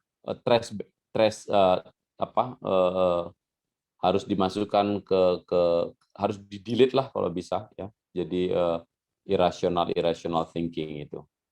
Lalu kita menggantikannya dengan pikiran-pikiran yang berisi dengan kegembiraan dan ucapan syukur. Ya, take time to reflect on and share emotions. Ya, coba cari waktu untuk berefleksi, ya, membagikan perasaan kita dengan orang lain. That's healthy.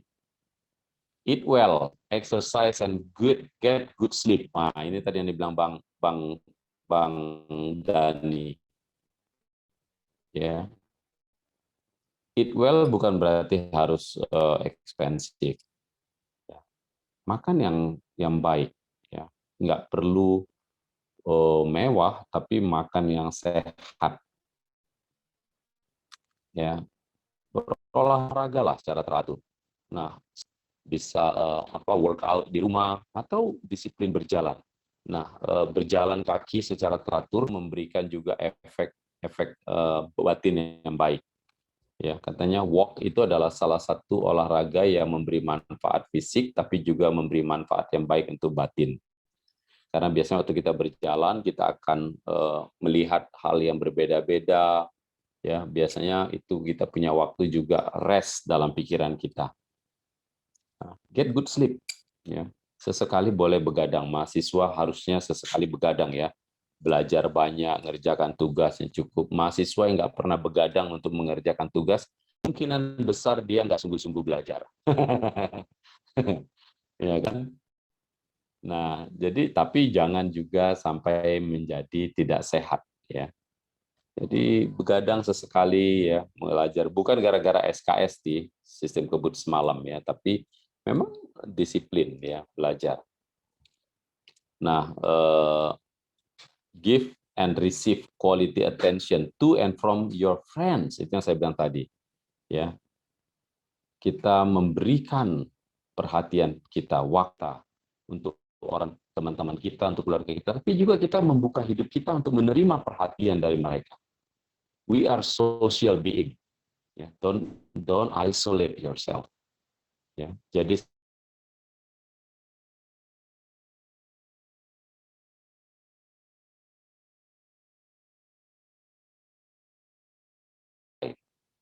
kita menerimanya dengan sikap yang baik, terbuka, apresiatif.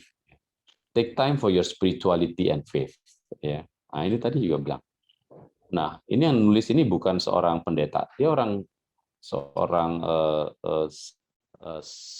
clinical psychologist, ya, profesional. Dia mengatakan penting loh, ya punya waktu untuk keperluan-keperluan spiritual dan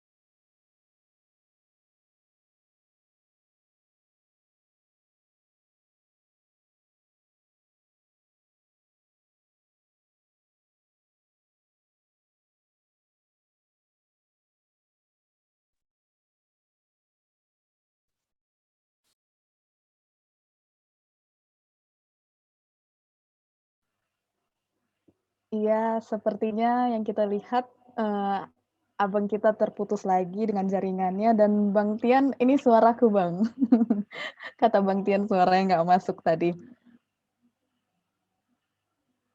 Sambil menunggu, mungkin kita bisa cuap-cuap dulu, kalau merasa teman-teman, bahan pada hari ini itu merasa sangat penting dan bermanfaat, akan dipublikasikan segera ke YouTube kita, YouTube Meja Belajar, siapa tahu bisa menolong dan di-share ke teman-teman yang, membutuhkannya dan kita juga bisa putar ulang.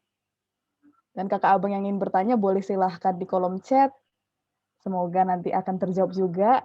Teringat waktu kita sangat berkualitas hari ini ya, kebetulan bahannya daging semua kalau menurut aku. Mungkin mengenai Six Habits ini boleh, kakak abang mengetikkan pertanyaannya di kolom chat, sambil menunggu Bang Effendi.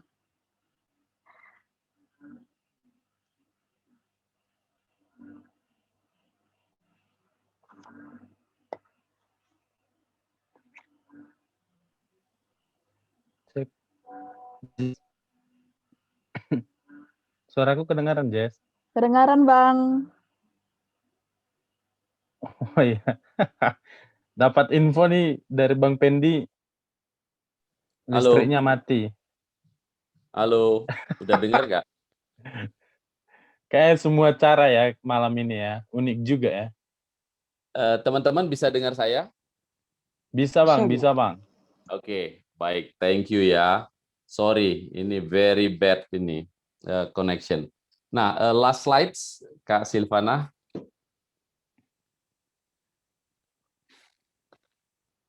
Ini lucunya HP, jaringan HP juga ikut terganggu. Oke, last slides. Oke, thank you. Nah, apa yang bisa kita lakukan ya sehari-hari supaya praktek apa yang baik yang bisa kita lakukan sehari-hari agar kita bisa memelihara harmoni hidup kita. Ritme apa? This is the ritme, ya. Ritme itu adalah sebuah aktivitas yang kita jadikan seperti sebuah keteraturan. Nah, ada 4 hal yang harus kita lakukan. Pertama, kita perlu mendisiplinkan diri untuk pause, untuk berhenti sebentar, sejenak, melakukan proses refleksi, ya, kontemplasi.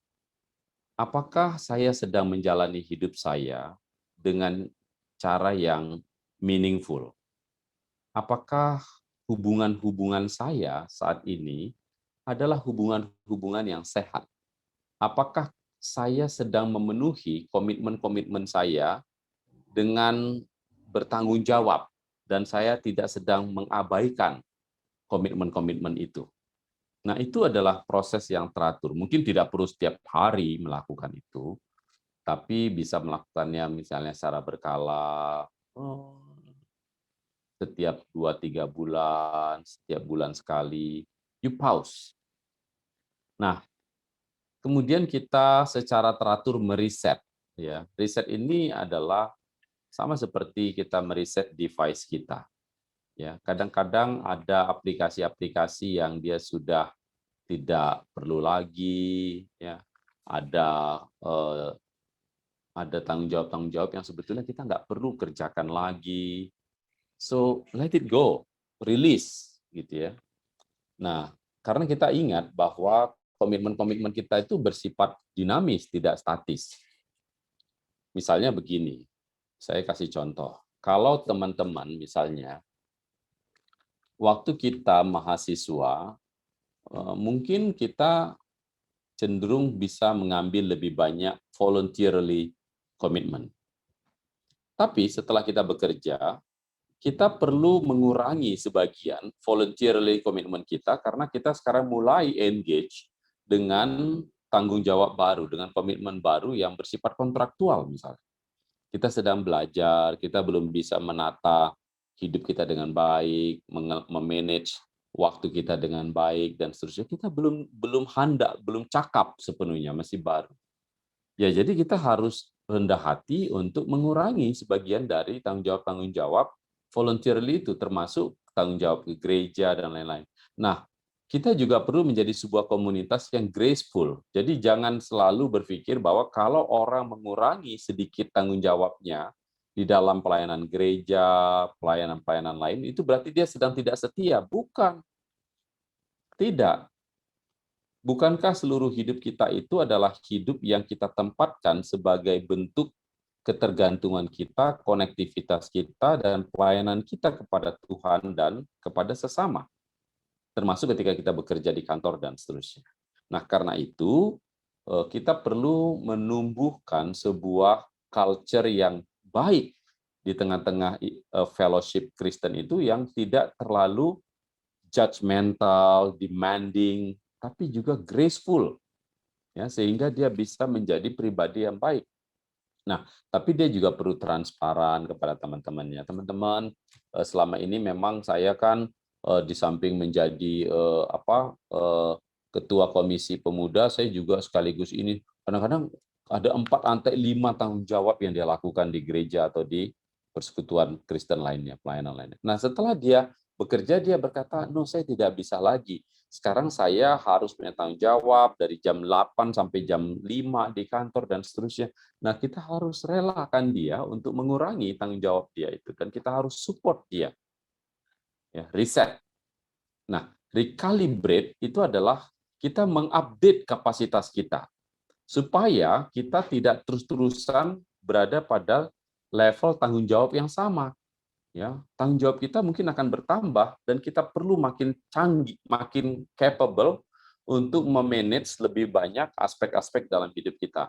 Belajar mendelegasi, belajar untuk meminta pertolongan, dan lain-lain. Ya, jadi ketika kita mengambil tanggung jawab itu tidak berarti kita melakukannya seorang diri. Kita akan membutuhkan dukungan orang lain dan seterusnya. Recalibrate, ya, mengkalibrasi kita lagi supaya kita updated, ya, supaya kita potensi kita, kapasitas kita, kompetensi kita itu terus lebih baik, potensial kita berkembang, ya, dengan sehat, ya. Nah, kemudian kita mengeksekusi proses-proses tadi itu dengan baik, ya, dieksekusi, ya. Kalau kita mau merubah rencana, merubah tanggung jawab dan segala macam, eksekusilah dengan baik, ya. Dan secara teratur kita melakukan keempat hal ini secara baik. Ya. Apa yang Anda harus lepas? Apa yang Anda harus ambil? Apa yang harus Anda kembangkan? Dan seterusnya, dan seterusnya. Nah, teman-teman, saya ingin berhenti di sini. Dan setelah bahan ini habis, listrik hidup kembali.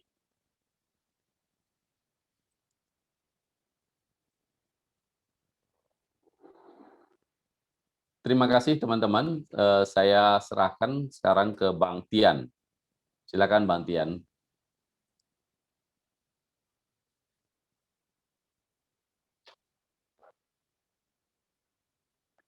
Ya, suaraku kedengaran kah? Iya, Bang. Oh iya. Oke, teman-teman, kita sudah hampir jam 9, tapi ada satu pertanyaan. Thank you Bang Pen untuk materinya. Ada pertanyaan dari Esther sekali lagi. Wah, Ya, pertanyaannya. silakan. No question, sir. Oh, tambahan ya, tambahan. Oke, thank you Esther untuk tambahannya. Tambahan ternyata Bang. Karena di Ya. akhir nggak ada tanda tanya. Oke, apa bisa tolong karena saya pakai ini agak wait. Nah, mungkin bisa dibacakan apa pertanyaannya?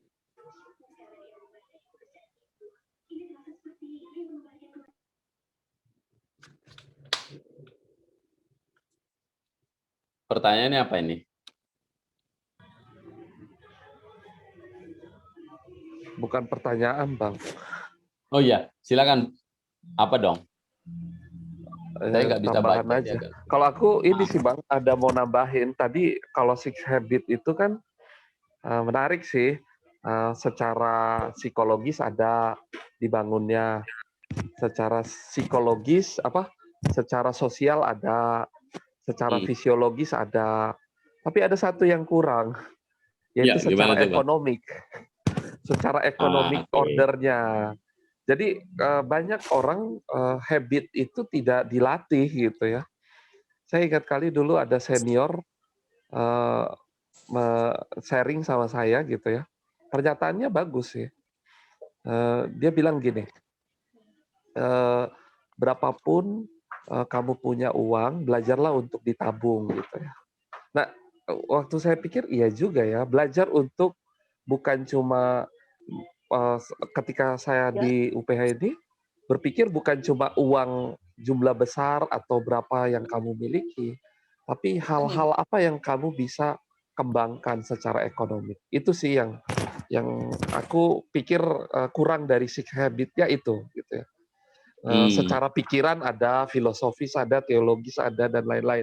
Tapi di ekonomi atau ordering bagaimana kamu mengelola diri supaya lebih produktif dan ya secara ekonomiknya itu tidak muncul gitu ya. Nah itu sih yang saya coba lihat sih Pak. Oke. Nah, ya, gimana Esther? So I think Bang Dani, right? Bang Dani namanya ya, Bang Dani. I think that is the other topic, brother. I think that is your idea about the economy. This is the other topic because this is about the balance. I see the topic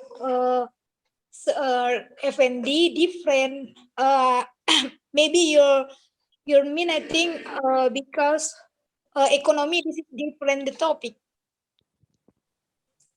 Itu topik yang berbeda Bang yang masuk Abang itu. Maksudnya itu kalau menurut saya sih udah pas sih yang dibilang Pak Effendi. Yang balance itu.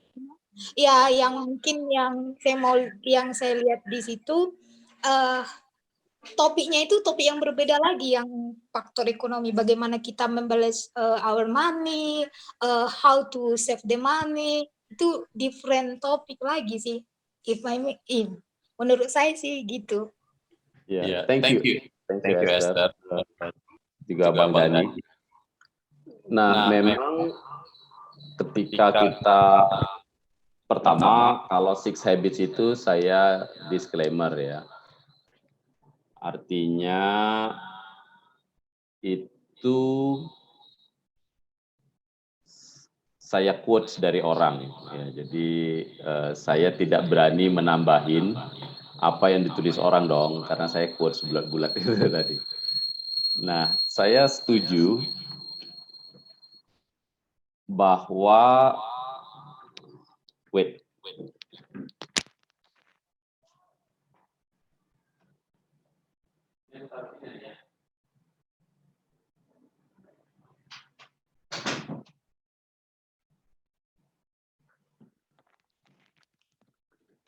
Nah, pembicaraan kita memang tidak terlepas ya dari semua aspek-aspek itu, termasuk juga aspek keuangan tentunya. Nah, mungkin itu bisa di dalam domain, subdomain daripada bekerja misalnya. Termasuk ketika kita membuat pilihan-pilihan dalam bekerja gitu ya. Kadang-kadang ada sebagian kita yang barangkali akan belajar misalnya gitu. Nah, premis kita yang mengatakan tadi bahwa Tuhan itu punya purpose buat kita. Nah, purpose itu ada yang bersifat general, ada yang bersifat personal, spesifik kepada orang per orang. Nah, kita perlu untuk mengerti purpose ini ya, atau dalam bahasa yang lebih spesifik kita sering menyebutnya calling. Ada call buat kita, ada panggilan khusus. Nah, ketika kita mengerti ini, maka kita menempatkan diri kita di dalam dinamika balancing dan harmonisasi hidup kita sesuai dengan call kita. Saya ambil contoh misalnya, kalau Anda punya yakin bahwa Anda punya panggilan yang spesifik misalnya jadi pendeta, maka dinamika membuat keseimbangan hidup, harmoni hidup Anda tidak sama ketika Anda menjadi seorang profesional lain misalnya, menjadi seorang staf IT misalnya, karena ada tanggung jawab penggembalaan yang membuat Anda mungkin akan punya banyak waktu untuk menolong jemaat Anda yang ekspektasi itu tidak ada di dalam pekerjaan lain. Jadi balancing hidup Anda mungkin tidak sama. Dan di dalam banyak keadaan gitu ya, tidak selalu juga sama ya misalnya. Kadang-kadang ketika Anda misalnya pekerjaan Anda, call Anda akan membawa Anda kepada pekerjaan yang kemungkinan tidak akan membuat Anda punya gaji berlebihan. Maka Anda harus membuat prioritas-prioritas dalam pembelanjaan hidup Anda yang tidak sama dengan orang lain. Kita harus mengurangi, jangan membandingkan hidup kita dengan orang lain. Kalau call Anda adalah seorang PNS, dan Anda yakin bahwa kalau Anda menjadi seorang PNS, dan panggilan etikal kita adalah kita tidak melakukan tindakan korupsi, itu berarti Anda harus belajar mencukupkan diri dengan gaji yang tidak sama dengan orang lain yang bekerja di perusahaan multinasional misalnya. Yang mungkin masa kerjanya sama dengan Anda, tapi gaji dia mungkin 6 kali lipat Anda. Dan Anda ingin membandingkan kemampuan dia untuk belanja dan seterusnya dengan diri Anda akan kesakitan. Dan kalau kita tidak mempunyai self-image yang baik, Anda akan minder ketika membandingkan hidup Anda dengan orang lain, karena Anda membuat ukuran kendaraan, rumah, dan lain-lain. Nah, itu sebabnya untuk membuat harmoni ini kita nggak bisa hanya melihat dari satu sisi. Ya. Singkatnya, orang yang mempunyai self-esteem yang baik, orang yang mempunyai life skill yang cakap, orang yang mempunyai perspektif yang benar tentang hidup, cenderung harusnya, ideally, dia mempunyai kecakapan yang baik untuk mengelola hidupnya dalam harmoni yang seimbang. Ya, jadi dia tidak mudah terombang-ambing, tidak mudah merasa minder, tidak merasa ini gitu. Dan dia tidak harus terobsesi. Misalnya gitu. Jadi kalau Anda pegawai negeri, Anda tidak mau korupsi, tapi kemudian Anda bilang, oke, kalau gitu saya mau kerja sampingan deh banyak-banyak supaya uang saya juga banyak. Apa akibatnya? Akibatnya waktu Anda untuk keluarga mungkin akan berkurang drastis. Maka covenant Anda akan terganggu. Karena Anda mengikat lebih banyak kontraktual komitmen. Kontraktual komitmen Anda makin banyak, Anda nggak punya waktu lagi untuk voluntarily komitmen Anda. Nah, jadi prioritas akan mendahului pengelolaan waktu Anda. Sebetulnya kita nggak bisa mengelola banyak waktu, karena kita punya waktu jatah yang sama, 24 jam sehari. Dan dari 24 jam itu, kalau kita ingin memakai hidup yang sehat, maka kita sudah harus memblok 6 jam paling tidak dalam sehari untuk tidur. Untuk hidup yang waras. Kalau kita terus-menerus tidur 3 jam dalam sehari, maka perlahan-lahan kondisi fisik kita akan menurun secara drastis. Dan itu akan mempengaruhi keseimbangan hidup kita juga. Nah, artinya kita hanya akan punya waktu sekitar 18 jam untuk semua aktivitas yang lainnya.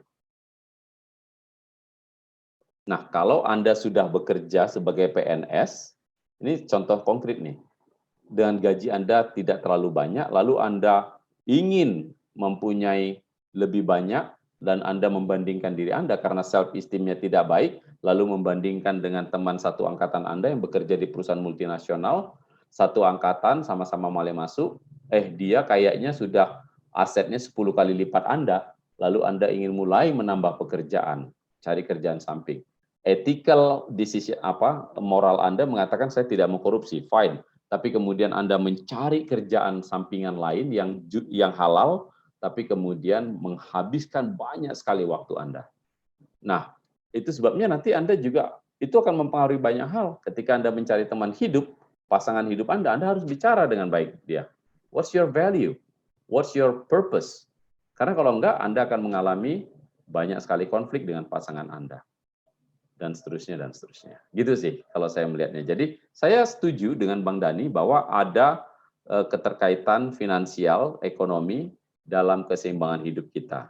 Dan itu tidak bisa diabaikan tentunya juga. Thank you teman-teman. Nah, saya tidak tahu, ini kita sudah melewati waktu banyak. Dan saya rasa baik untuk berhenti di sini. Ya. Oke Bang, thank you. Dan saya juga agak bingung kenapa di penutup sinyalku bagus ya. Mungkin supaya... Thank you semua. Thank you untuk waktunya, kita sudah cukup panjang ya. Malam ini sampai jam 9:10. Iya, terima kasih Merasa banyak topik teman-teman. malam ini cukup banyak. Ya, thank you Bang Pen untuk materinya. Menolong kita prinsip-prinsip yang sangat dasar untuk mengelola hidup. Thank you juga untuk semua abang kakak dan teman-teman yang sudah hadir partisipan. Untuk Miss Esther, thank you untuk responnya dan pertanyaannya. Sebelum kita tutup, abang kakak dan teman-teman, kita akan ketemu 2 minggu lagi. Dan 2 minggu lagi kita akan bicara tentang kepemimpinan.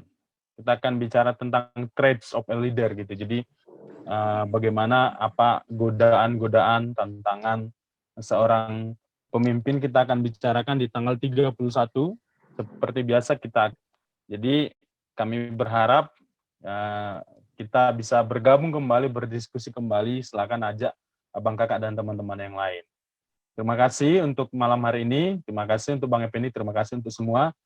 Thank you Saya semua. minta kalau